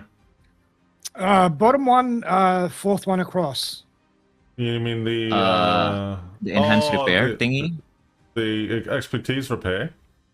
Yeah, that's something I don't typically see on any battleship, really. I don't know many people that do run that on a battleship. Moskva does have the legendary mod on it. And your standard legendary build on a Moskva. As we go over to the Ohio he's got the range build and heavy damage. He's running the super heavy AP round, which can cause a lot of damage. Mm-hmm. Des Moines running the legendary mod as well. Your typical radar build.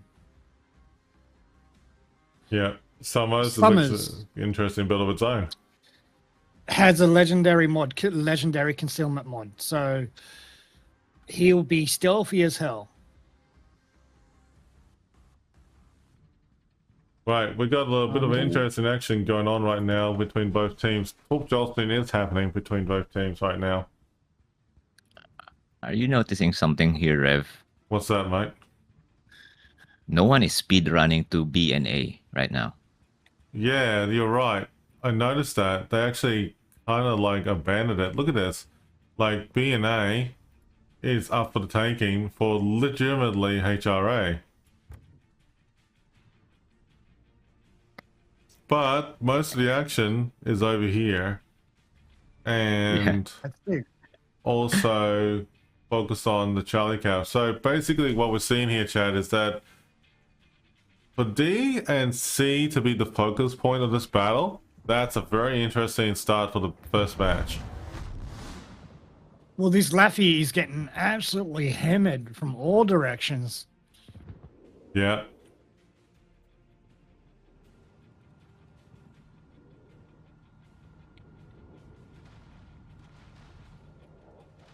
So at the moment, the Laffy's done a good job by slowing down and letting the shells go over top of it. But there's torps behind it. If it's not too careful, he could cop them.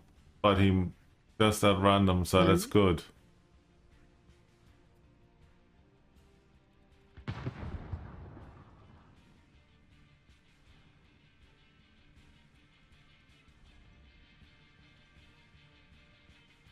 Ooh, shells from the bongo. Sorry, what? Hang on. Was it bongo? Bongo cat. Must have been bongo. Just double Bongo, checking. bongo, bongo. Bongo Laffy. What? Huh. Someone already heard us. Now they're capping B. Yay. Okay. Free cap. So B cap is getting taken over by the HRA. HR, Cassard.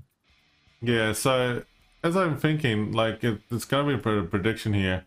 The Cassard is gonna kind of keep them busy at both Bravo and A, and the Bongo, the Kashiro, if they're gonna play the cards right, they could flank on the other side as well too. So supporting the Cassard, but the Cassard needs fire support. It can't go on its own.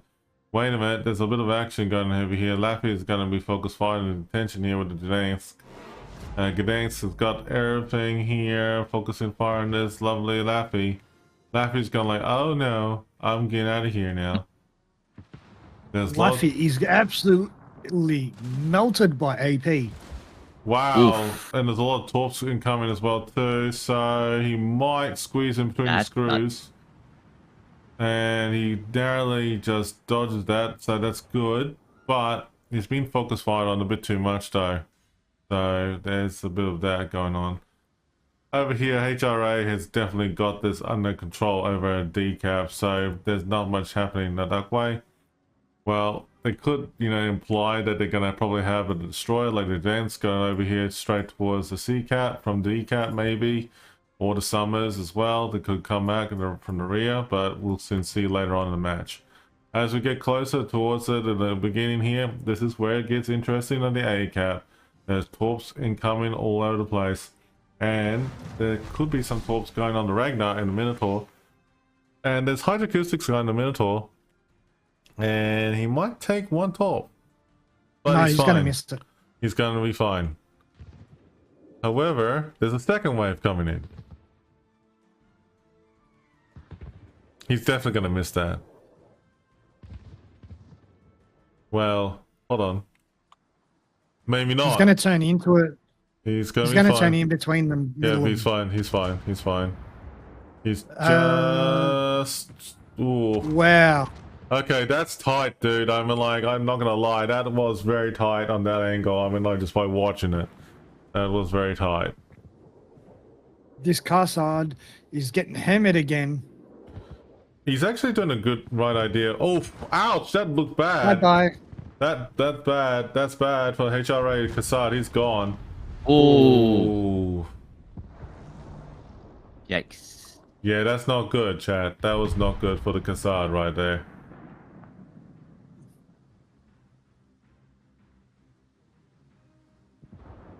That looks pretty bad, actually. And Kushiro is gonna be following unless he can get unspotted. Considering that he was radar for a moment there, look at the shells coming from the bongo. That's what I was gonna speak. Oh, They're just blind firing him. dude, that Minotaur is getting absolutely hammered here. Did I have a black screen? Disco? No. Why? Don't make me panic like that. Okay. Alright, so...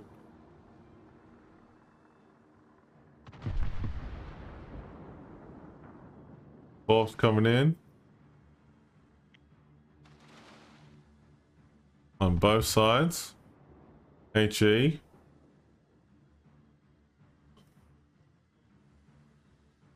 You serious? Have a black screen.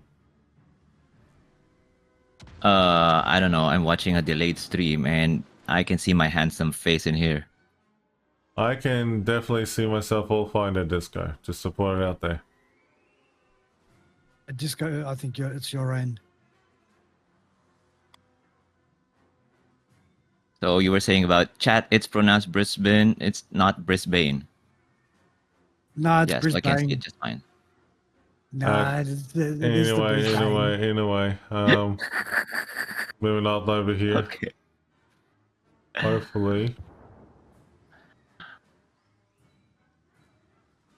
And guys, I'm only saying that because I'm from the adjoining state, and we're it's a rivalry.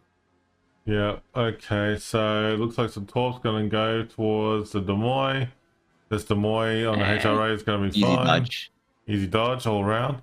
But there was a lot of torp dodging over here as well too from JC, so it's gonna be interesting to see how this battle pans out. JC at the moment in terms of points they're in the lead, but they have to keep up the momentum, and that's pretty much what they need to do. It's in order to keep themselves going through this. So in order to keep up the momentum, that they have to actually really push hard on HRA to keep them off the balance for the time being. At the moment, at the stage, they have done the right thing by keeping themselves into position and with the right mindset. See, and focus the right Laffy now. could be getting talked to you guys. Whereabouts is the Lappy? Oh, bro, Charlie B. count. Okay. Yep, Okay. he's gone. Yep, perfect call there. That Vamps, well done. Very good one. So that's actually Lap is gone. So it looks like that definitely JC has taken the lead exponentially in this fight. Looks Yes. like HRA is still not giving up though. They could take out that Moskva, by the way, if they keep going at it. They're doing a good job of farming him down though. It's like a lot of HE spamming. I mean, like, let's just have a look. See, his DCP's being fired up. There's a bit of cooldown going on. His heals are going up at the moment. Yeah, it looks like that the Moskva is trying to hang in there by a thread. But there's a lot of HE spamming going on, right? There's plenty of that going on right now. But the Moskva on HRA could die as well too. No, he's getting targeted too much. He's going bye-bye. Yep, HRA is gone, but will the JC Moskva go down? Chances are is yes. Okay, cool. So there's a bit of a one-to-one there. However, the game is not over yet, chat. This could go anyone's playfield right now. So, all right. Now, if I was going to be predicting this right here and now, I can definitely would say that JC will definitely hold a convincing win right now and going forward with the rest of this match. However, HRA could turn the tide with the way they're playing right now, because they actually got the Summers and the Des Moines working together to farm the Ohio, and the Ohio on the HRA has been a good advocate of being a decoy to the Des Moines and the gearing. But we'll have to wait and we see. We have seen teams come back from having just only 3 ships against 7 and still win the match. Oh, the Bongo in HRA is going to get torpedoed at least 3 times. Yep, and possibly get farmed and burnt down as well too. And yep, called it there. The HRA Bongo is down, so basically that means that they are definitely in the lead for JC. JC is going to probably take 1 top on the front or the rear for the Bongo. No, in front. Okay. Had to think for a moment because I look at the angle. But he's doing a good job just hanging in there with the fight.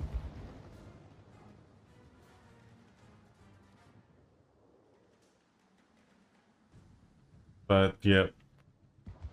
This looks like a very convincing win for JC for this round.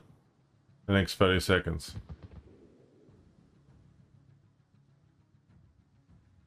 Which is kind of surprising after we have the way we have seen HRA play. Yeah, exactly.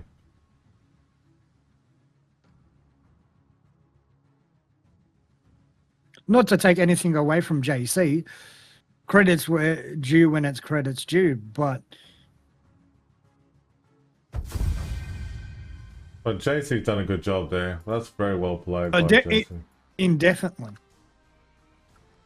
I mean, like, not gonna lie, that match there for JC has been a great solid win right there. And, you know, kudos to HRA as well too, because they've actually played very well for that first match. However, I would love to see something a little bit different this time around. I would actually like to see HRA come back with a tiebreaker. And it'll be good to see for both of us, because, like, I love tiebreakers, but it will be very interesting to see what they will come out for the next map. Speaking about that, the next map is Land of Fire. So let's go ahead and play the video for everyone in chat. All right, here we go. At the extreme southern tip of South America lies an archipelago rich in history and diversity. Soon, these storied waters will play host to a heroic clash between opposing forces, and the region will live up to its name. This is Land of Fire. Land of Fire is a 48 by 48 kilometer domination-style map with 4 cap points running in a line from west to east. The A cap is on the left, B is in the center, and the C and D caps are on the right. To the west, the A cap has been shifted eastward, providing a significantly more open cap than before. It is common to see ships parked on the island on the west edge of the cap in order to deny the flank push, while also preventing an easy capture by enemy destroyers. Islands to the north and south also provide a safer but less rewarding place for radar cruisers to sit and defend the cap. Cap B in the center is wide open with plenty of ways in and out, and is initially the purview of competing destroyers. Teams will have to evaluate if it is worth smoking a cruiser to the island to the west of B in order to provide radar and hydro coverage. If combat shifts to an east-west axis, it's common to see some spectacular mid and late game pushes through the center of the map. On the right, Caps C and D provide a tempting and risky choice for teams. Fast destroyers will typically take the home caps early, giving the teams the option of pushing a battleship down the 9 or 10 line to gain complete control over the eastern portion of the map. However, teams must always be wary of the multitude of islands that provide cover and ambush opportunities for a daring team. 18 ships, 2 teams, 1 victor. It's time to play Land of Fire. All right, here we are back again, chat, and I have to say that I think Shin's got us very hungry at the moment, guys. Not gonna lie, we're talking about ramen and chicken and KFC and everything about what to do for dinner. Damn it, Shin, I am trying to remain my composure here, bro. But, you know, like, in all seriousness though, I'm in like, let's just be realistic. I'm in like, actually, you know, we love, you know, dinner time when it's coming up soon anyway. So, speaking about that, Land of Fire is the next map that we got going up now. So, let's talk about this. We got 2 teams. One can be the victor. But, at the same time, we got 4 caps. Now, there's a lot of little islands on the right-hand side of the 9-10 line, as well as, like, all in the middle of the map between 1 to 5. In terms of the rows and stuff. So it's actually going to be interesting to see what is the outcome of this. So JC is sticking with Alpha Cap as well as Bravo for HRA, so that both teams haven't swapped. They're going to be staying with the way they are. And going forward though, this is actually going to be an interesting match. Well, from my opinion, from what we just seen from the last match, right? Yeah. Not saying HRA did any bad or anything wrong. JC just seemed to almost but walk over HRA then, which is good as a team for a tournament like this to see, but it's also hard to for other people as HRA to actually play, because you got to learn from your losses. You got to learn from these tournaments, because some of these players purely only play King of the Seas rather than clan battles. All right. So this is something you also got to look at in the player base too. Yeah, exactly, 100%.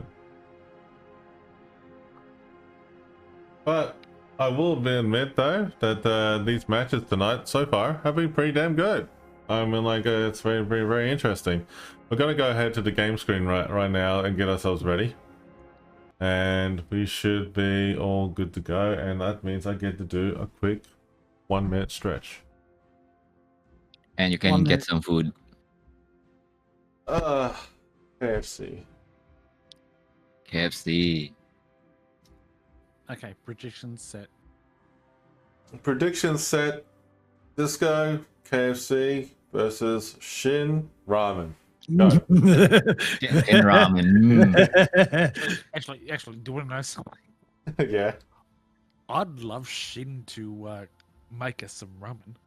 You know what? I call We've that the worked Shin hard. should We've worked have hard. Shin could give us some ramen, and we could have like an ASMR stream where we have some ramen, some tofu, and some stir fried, some noodles, KFC, and then you put it up and have a hot pot in the middle of the stream, and then you get basically it's like, Is this like a this is Christmas great. dinner or something? Yeah, you may as well have you may as well have Christmas early in November, guys. I'm like, let's do it. I'm like, it's great. All right. It's party at Shit's house. Yeah. Who's paid for my trip?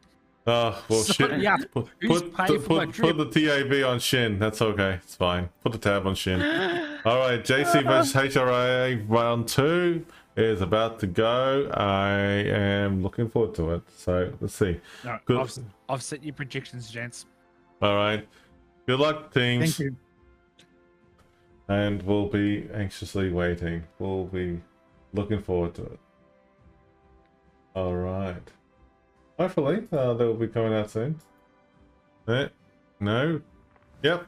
Yay, they're going. Okay, cool. Round 2 for JC and HRA. Okay.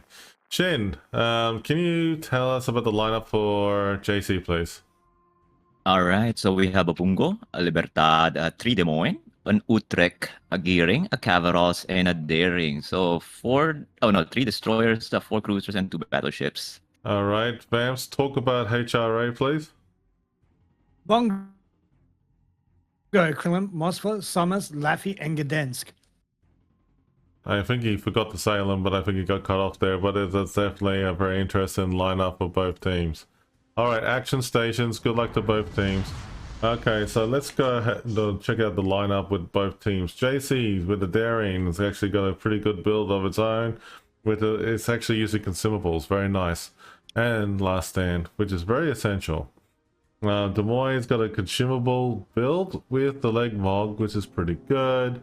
Utrecht is actually pretty good. A lot of HE spamming to be implied. Secondary build for the Libertad, that is no brainer right there. Bongo, heavy AP. You may as well start getting your pillows right now, chat. Okay, the Des Moines is actually coming out swinging with a Leg Mog and also the Gearing. And yeah, it's actually a pretty good lineup. Let's have a look and see what good HRA is coming to play. Let's see. The HRA team has got a pretty standard, interesting Torp Relay build with the Summers. However, the Gdansk has actually got a bit of an adrenaline rush idea, which is pretty good, as well as the Moskva has a nice, good, tanky build with the Leg Mog. Laffy has actually got a damn nice setup for what it has in terms of detecting the fleet. Salem, on the other hand, this is where it's got me curious, because both Salems are running similar build to each other. Whereas the Bongo is going with a bit of a heavy tanky build with the expertise repair, and whereas the Kremlin on the other hand is doing the same thing, but it's actually got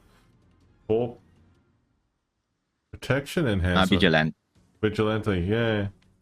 Vigilance. That's actually pretty cool. Wow. Did you see, Rev, that the Bungo of HRA has the coal module for the spotting aircraft, which boosts the duration of the spotting thingy, the one that makes it accurate. Yeah, I noticed that. Yeah, I noticed that too. Actually a good catch there, Shin. All right, so it looks like that the Laffy is going to go towards D-cap, and then we've got the Bongo is going to probably position itself where the Laffy was right now. Salems are going to pretty much going to be flanking. I have a feeling that the Salems are going to just, you know, just going to enjoy flanking at the 9-10 line. Whereas over here in the They're going to middle wolf of... pack down the flank. Where? Oh, yeah. I said the Salems are going to be wolf packing down the side of the DNC. Yeah, okay. Well, it looks like there's going to be Torps incoming on the Summers. They could possibly hit it. Maybe. Oh. Oh. Wow, this is interesting. Oh. It's Will this No, they're gonna Summers miss. dodge no. it? Okay. Yeah, it's fine, but Good thing there's a big gap there. there was a very good gap there, I have to say. But you know what? For what it's worth, though, they got the Demoy and the Daring in a good position over in Bravo, and they can actually go to Alpha if they wanted to. But the one downside about it all is that they can actually get focus fired on a bit of an angle from the 9-10 line and near the bottom of D cap. Whereas over the other side over here, radar's been coming out over on the Alpha cap, but it is implied that they are slowing down right now. So it's actually interesting to see what's happened. So interesting to see what has been coming together here.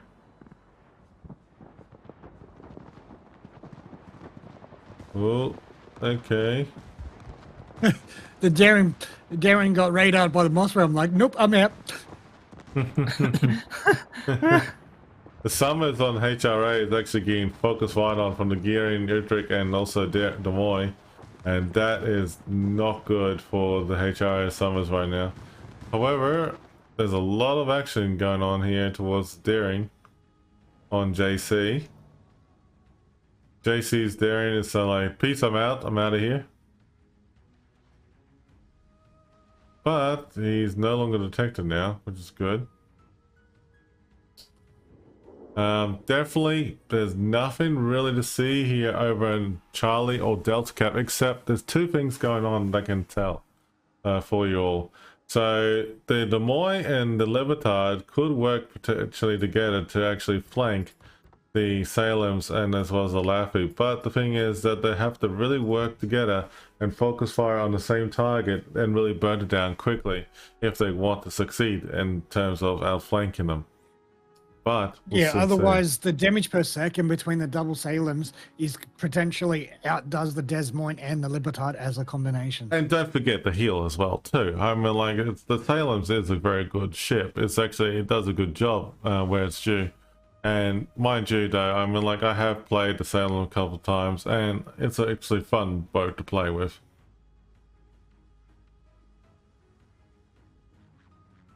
Okay.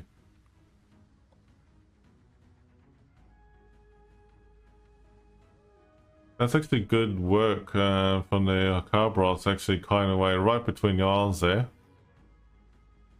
At the moment, if you go right down the middle and look sort of down, but everyone's sort of got their own little positions. They're not moving forward. They're not crossing the center of the map yet.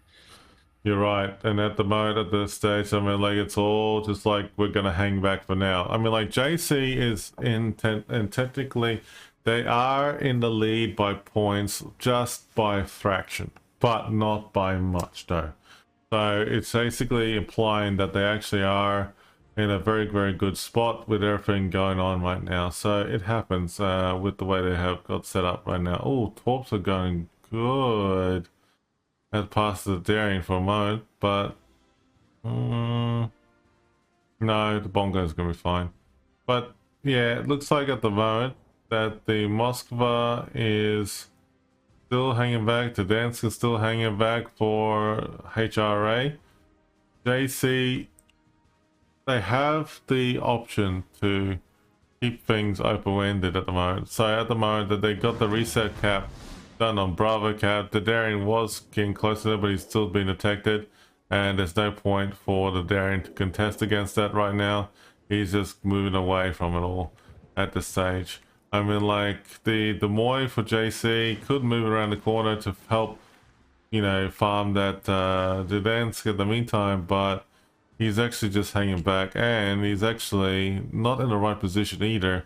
He's actually focusing in towards the other side, which is unfortunate.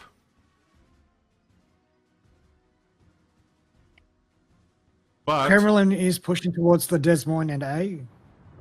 yeah, but wait for it, chat. This is getting heated up right here now. Look at this. Laffy is getting absolutely farmed over in Charlie right now.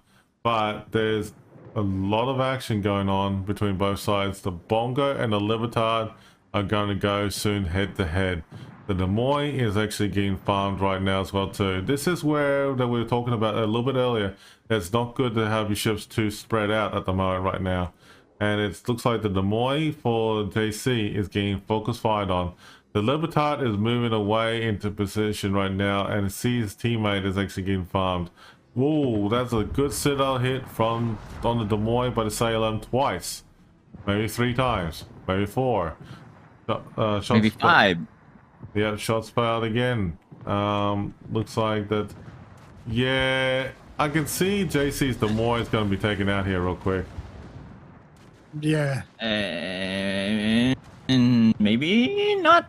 Maybe not.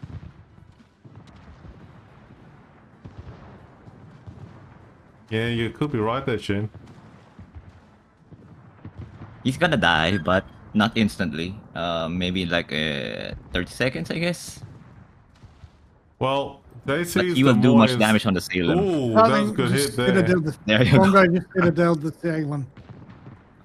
Yeah, that's good hits by both teams there. Okay, Des Moines has been taken out for JC. Bongo.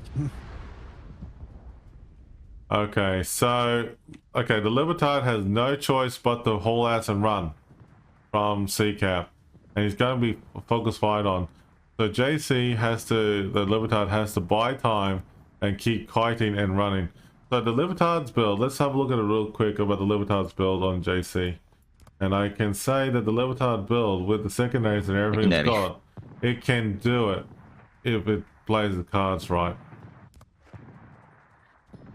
And Kavarovs is trying to assist it over the islands. Yep. The Cabros may not be able to do much, but if I was the Cabros and I was actually using engine boost, I might potentially lure my way in behind the enemy team, and actually warp and hit any of the ships available at a high paced risk.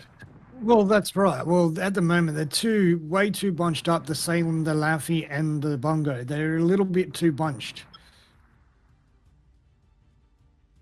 Yeah, at the moment, the poor Libertad here is giving it all it's got, and it's hanging in there, and it's actually getting burnt right down. It's great teamwork between HRA's Bongo, Laffy, Salem combo, and that is a very deadly combo, chat.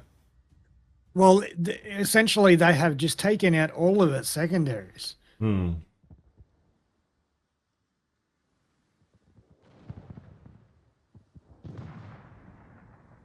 That's actually very, very nice.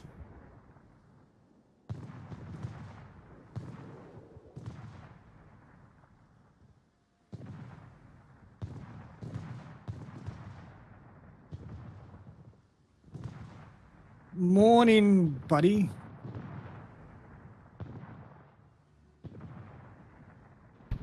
No, yep. Bongo just took out it. Yeah. That's fine. I mean, like, it's actually to be expected. I mean, like, it's to be expected, but it is actually a very good outcome. Well, now what you're gonna if you go to the side, you can see HRA overlapping the entire JC team. Yep, and look at that. This is actually a great comeback for HRA. HRA is actually basically they decided to keep the bulk of the forces together with the Bongo, Salem, Laffy divs, and they're basically pushing in slowly towards the Bravo Cap. Now let's have a look at it and see what's happening in the rest of the battle. The rest of the battle over here, the way how things have panned out, like we got the Krillman gone down, fair enough, but they done the job. They basically, you know, like just stalled the enemy down long enough and they're basically starting to regroup. So basically the plan is, like, if I was going to look at both angles here, that if the team actually moves in like this and going towards each other at Bravo Cap, they have a chance, they have a fighting chance to actually regroup and concentrate everything together. But that's what they're trying to work towards. I can predict that, I can see that happening, but for now, I mean, like right now at the stage, that the HRA Summers and as well as the Des Moines is actually getting farmed out right now.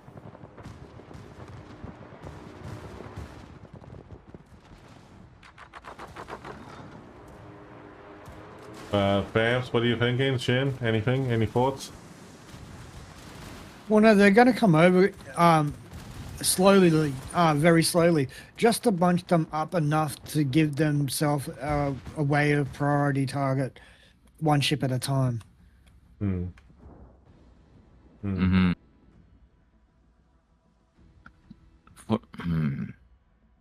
What are you thinking, Shin? For this match in particular, let's see. I'm actually wondering what they should be going about, because as you can see, which is the red team, HRA, it's Yeah. like trying to go around JC, and JC is like pushing through B, and there's 3 people trying to chase the Summers and Des Moines, and they're doing well. Des Moines and Summers are doing good at baiting them out. I don't know if it's baiting or like it's, you know, just the JC's just doing it regardless of whether if they're baiting them or not. Because if Salem and Bungo manage to flank them, you know, that would be hard since those will have their angles exposed. But then again, Des Moines and Bungo in the middle of A and B are, you know, hidden. So, there's... Well, the Kabarovsk and the Daring are going to go down. Exactly. Both of them are going to go down. That's why. So it's just after they get taken care of, JC will be in trouble, so to say. Well, the thing is, I think the way we're seeing the battle has been played out on both sides right now is that one is going clockwise, the other one's going anti-clockwise. And it's a bit of a yin-yang effect right now. And it looks like the Moskva has been taken out as well from the HRA team. So we're going to go into a time breaker here, guys. Yeah, it looks like it's going to be dead soon, Rev. Yeah. Yeah, the funny thing is, though, with JC the way they're doing, they're pushing it hard to try and, you know, chase 2 ships that could have been left alone, to be honest with you. Yes, that's what I was saying. I don't know if it's intentional or they're just getting baited.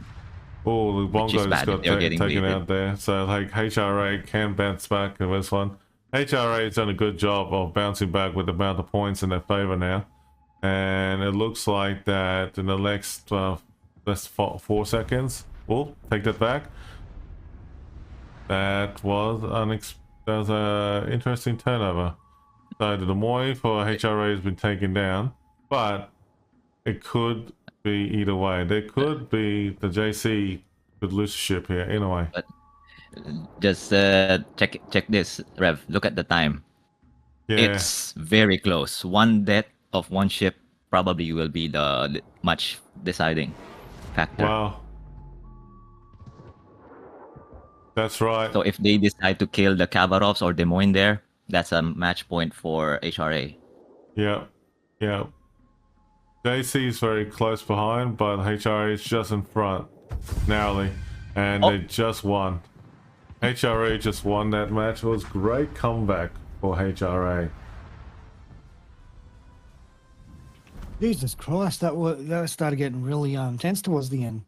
Oh yeah, exactly. But I love it when it comes to tensions like that. That's great timing for both teams right there. HRA and JC have done a great job for a tiebreaker. So you know that what that means, chat. It means that it's going to be a very interesting lead up to the tiebreaker between JC and HRA.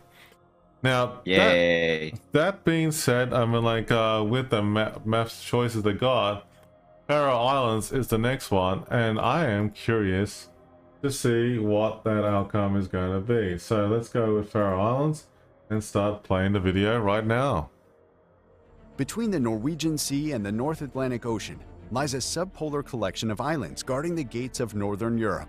The seas surrounding this rugged volcanic land will erupt once again as two opposing fleets donate molten steel. Only one fleet can successfully tame this land.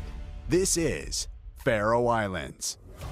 Faroe Islands is a 42 by 42 kilometer domination-style map with 4 cap points running from the northwest to southeast. The A cap is in the top left, B is in the center, C is in the bottom, and D is in the upper right. The A cap lies far from each team's spawn. Ships heading this direction will be forced to expose their full profile to potential enemies along the way.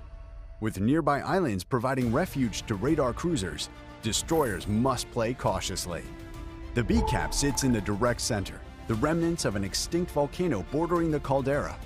On all 4 sides are narrow waterways, in and out. Fleets must commit significant resources if they wish to take and hold this crucial territory. The C and D caps serve as home caps for each fleet. Though easy to take, the islands between them will serve to mask the advancement of friend and foe alike. Will teams opt to blitz their opponent by directly assaulting their home cap, or play it safe and fight for more? Map control. The 4 corners of Faroe Islands consist of landmasses which serve to funnel ships into various choke points. Battles on this map will resemble the molten forces that forged them, fiery and fierce. 18 ships, 2 teams, 1 victor. It's time to play Faroe Islands. No problem, babes. Alright, so we're back again, chat. I'm just double checking something for Disco real quick.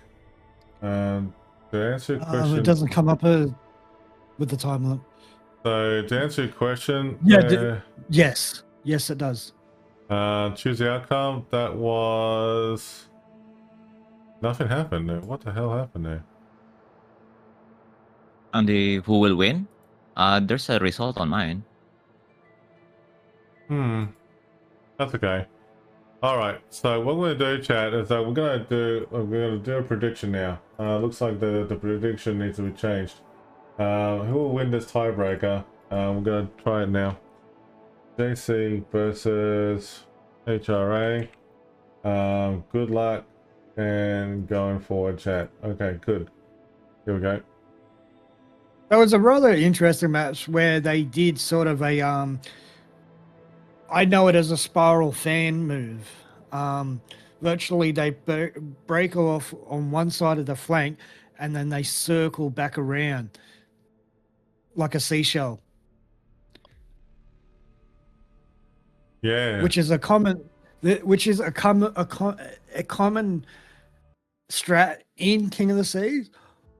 A lot of clans have tried that particular thing, and it doesn't work out because it has to be very precise. Otherwise, it's a very fatal maneuver. Because if you do it wrong, what it actually potentially does actually shows you a lot of your ship's broadsides to the entire enemy team.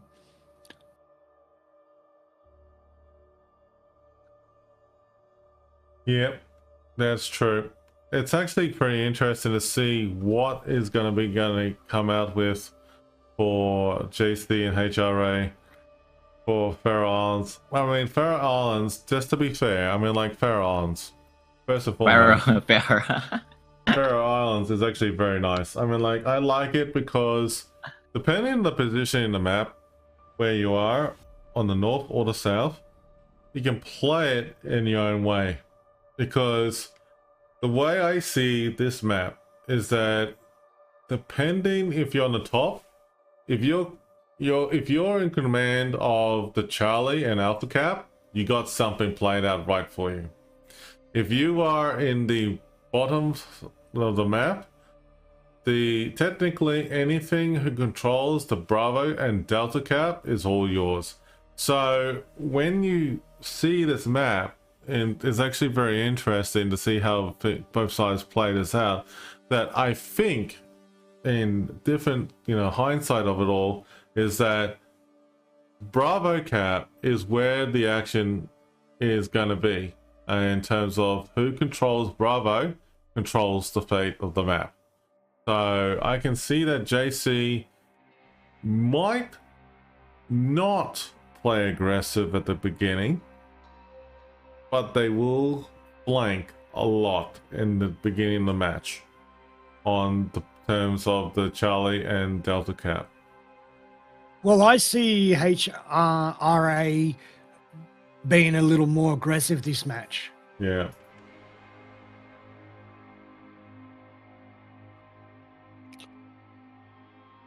Everyone in my channel, I'm gonna do 2 draws.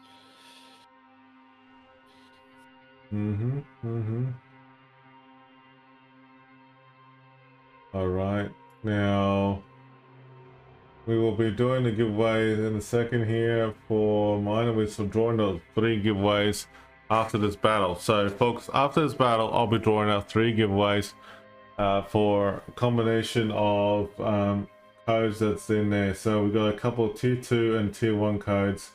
Also there is a tier 3 code. I think it's 4 codes I've got to give away. So the next battle after this, whatever the outcome is, that 4 winners will be drawn out in my channel. So get in there, exclamation KOTS on both channels, and good luck. Thanks for the follows as well, and your support and everything that you've done so far is greatly supported as well. By the way, just to remind everyone, all these matches are doing based on UTC +8 time, which is Singaporean time, and at the same time though that the drops are available on the KOTS regionals this weekend for today and tomorrow. And on top of it all, there's gonna be in a couple weeks time after the internationals, because I'll be casting the internationals this year, I will be looking forward to doing the KOTS after party with you all for everyone, and everyone is invited to join in the shenanigans and enjoy the laughs and the hype of everything. All right, we're going to go ahead and get ourselves ready to go in the match right now, because we got JC versus HRA 1-1, and they're about to join in the next battle soon.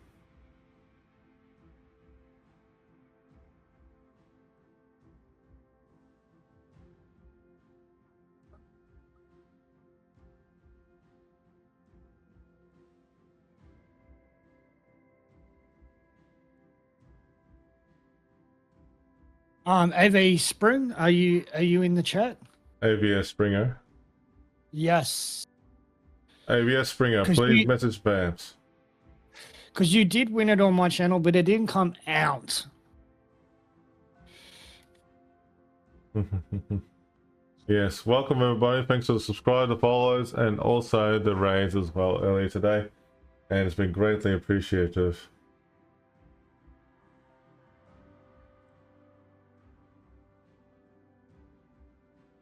Okay, JC's ready, and then HRA will be ready in T minus and what? 5 minutes maybe? I think it could be soon anyway. So it should be a little good fun.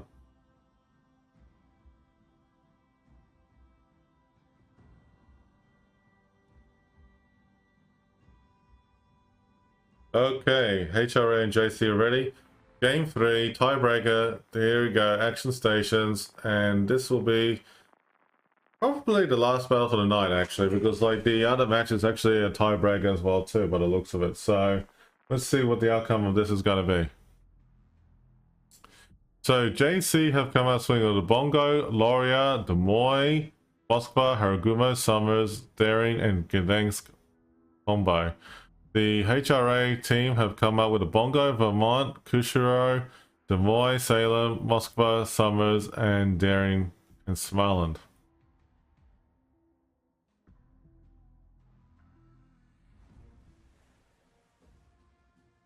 Alright, so let's go ahead and check this out, chat.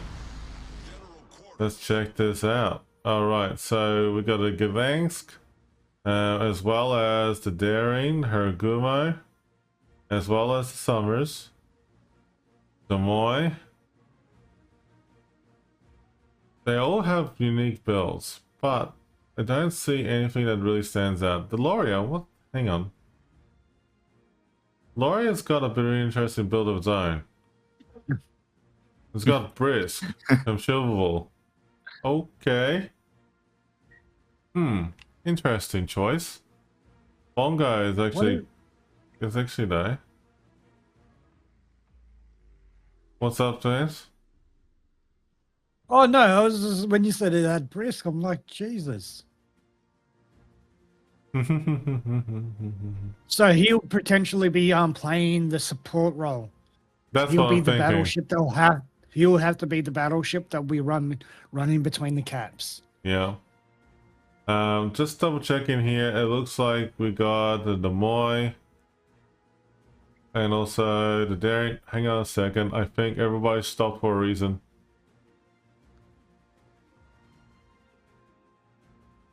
Wait a minute. I think HRA are halting for a moment. Okay, that doesn't look right. Revan is going to jump on the prowl. Have a look. What's happening? No. I don't see any chatter going on there.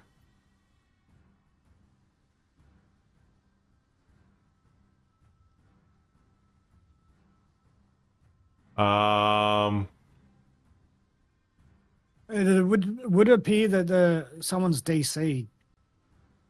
It looks like it.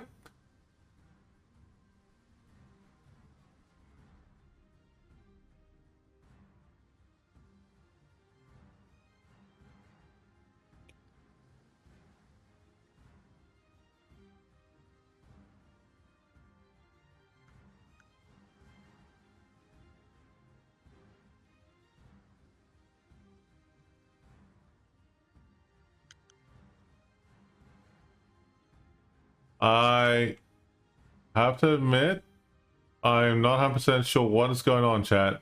At the moment right now, it looks like JC is just coming in.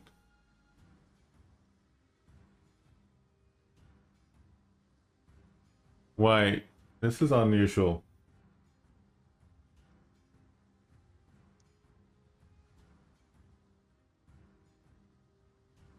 Oh wait, I see the reason why.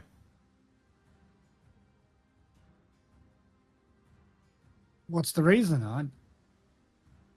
Oh, they forfeit. Okay. Whoa, whoa, whoa, whoa, whoa, whoa, whoa, whoa, whoa, whoa, whoa. Okay, I can see the reason why now. Apparently, according to the rules, that they used more than one ship, and the Vermont is there. Hang on, there's certain ships there. According to KOTS rules, it says like the Crystal Columbia, Dance, Libertad, Smiland, Sphere, and Vermont are very much just one. There's a limit. And Nevensky... Oh, Yeah, I just noticed that. Oh shit. yeah. So they've actually basically forfeited the match on the basis that Oh they just no, broke what a the rules. shame. Ah. Wow, okay. Whoops. Oh, wait, they forfeit the match? Yeah, they have to by the rules. They Oh. they didn't proof check their ship, so therefore they automatically lose the match. Oh dear. Oh, so that's why everyone's just AFK. Yeah, so Yeah, they, a HRA made a mistake. Damn, dude, that's bad luck. Ouch. Oh, wow. Yeah, okay.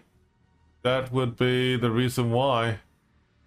So, okay, let's explain the rules. The combine limit. Combine limit is this is following. The Crystal Colombo, the Dance, Libertad, Smolensk, not Smolensk, Smolensk, Sevilla, and Vermont. You have to at least only have one. Yeah, at least one. And then the Nevsky, Admiral, Latte, Hildebrand, Commodore, Louisiana, Hindenburg, and Shimakaze Ariapa, Yamato, and things like that. Yeah, some ships have been banned. Oh dear, that's embarrassing.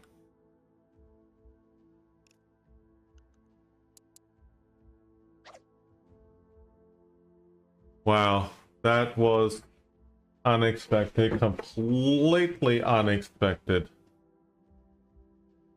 Yeah, that's right. Wow, okay. Ooh, I don't know what to tell you. That was unexpected, man. But,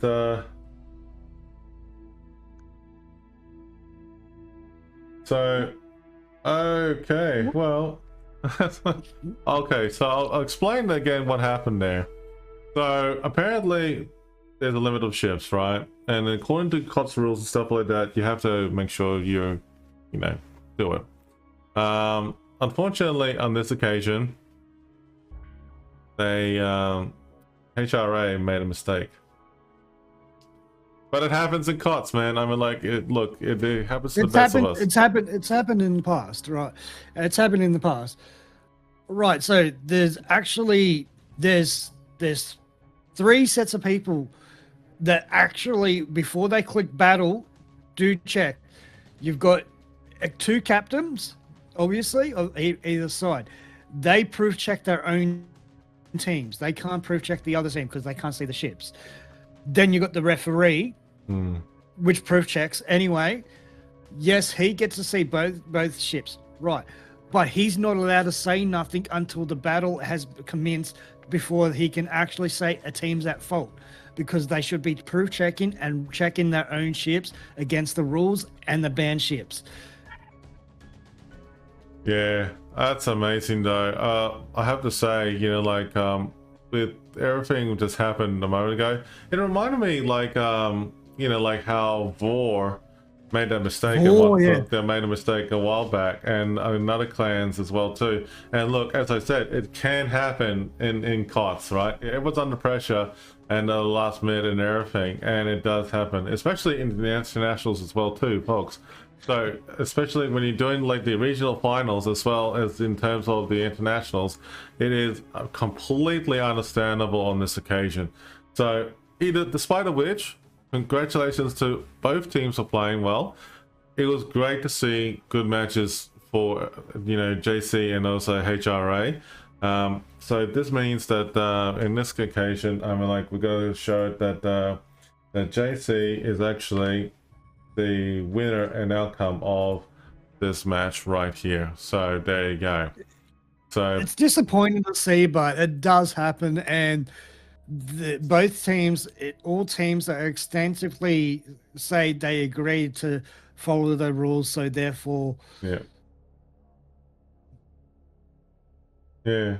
Well, that means that leaves us to day 4, which is the grand finale tomorrow. Yes. The grand finale is going to be interesting.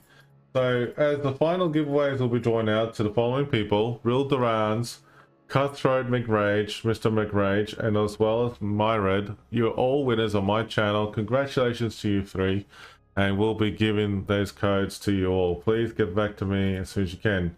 One of my moderators is going to tag you and message you, and then once that's happened, please reach out to me on Discord or Twitch as soon as possible. Vamps, please conclude with your giveaways now, and then we'll... All right, the 2 winners from my stream, one's rigged, Shadow Murloc and AV Springer. Yeah. Yes. Yeah. Well, anyways, folks, that I'll be back online streaming again in about 3 hours from now, or 2 or 3 hours from now. So I'll be looking forward to catching up with you all shortly. But thanks everyone for joining in for day 4 of King of the Sea. Well, day 3 actually, day 3 of King of the Sea. So day 4, day 4 is like when I actually go into the sun and go like, yes, it was great. No, it's all serious though. Day 3 for the King of the Sea for semi-finals playoffs. And we'll be seeing you all tomorrow, same time, same channel and everything for the grand finale. And so we got Twitch drops available. Just a quick reminder to everybody out there, Twitch drops are enabled and ready for the weekend as well. And congratulations as well for those joining in. We'll be doing more giveaways later on as well in tonight's stream. Well, when I'm referring to tomorrow, I'm talking about tomorrow night anyway. But anyways, folks, I think that we can come to the conclusion that it's been great to see you all, and we'll see you all tomorrow night. Until then, yeah, thanks for joining us again, and then we'll see you all soon. Until then, action stations.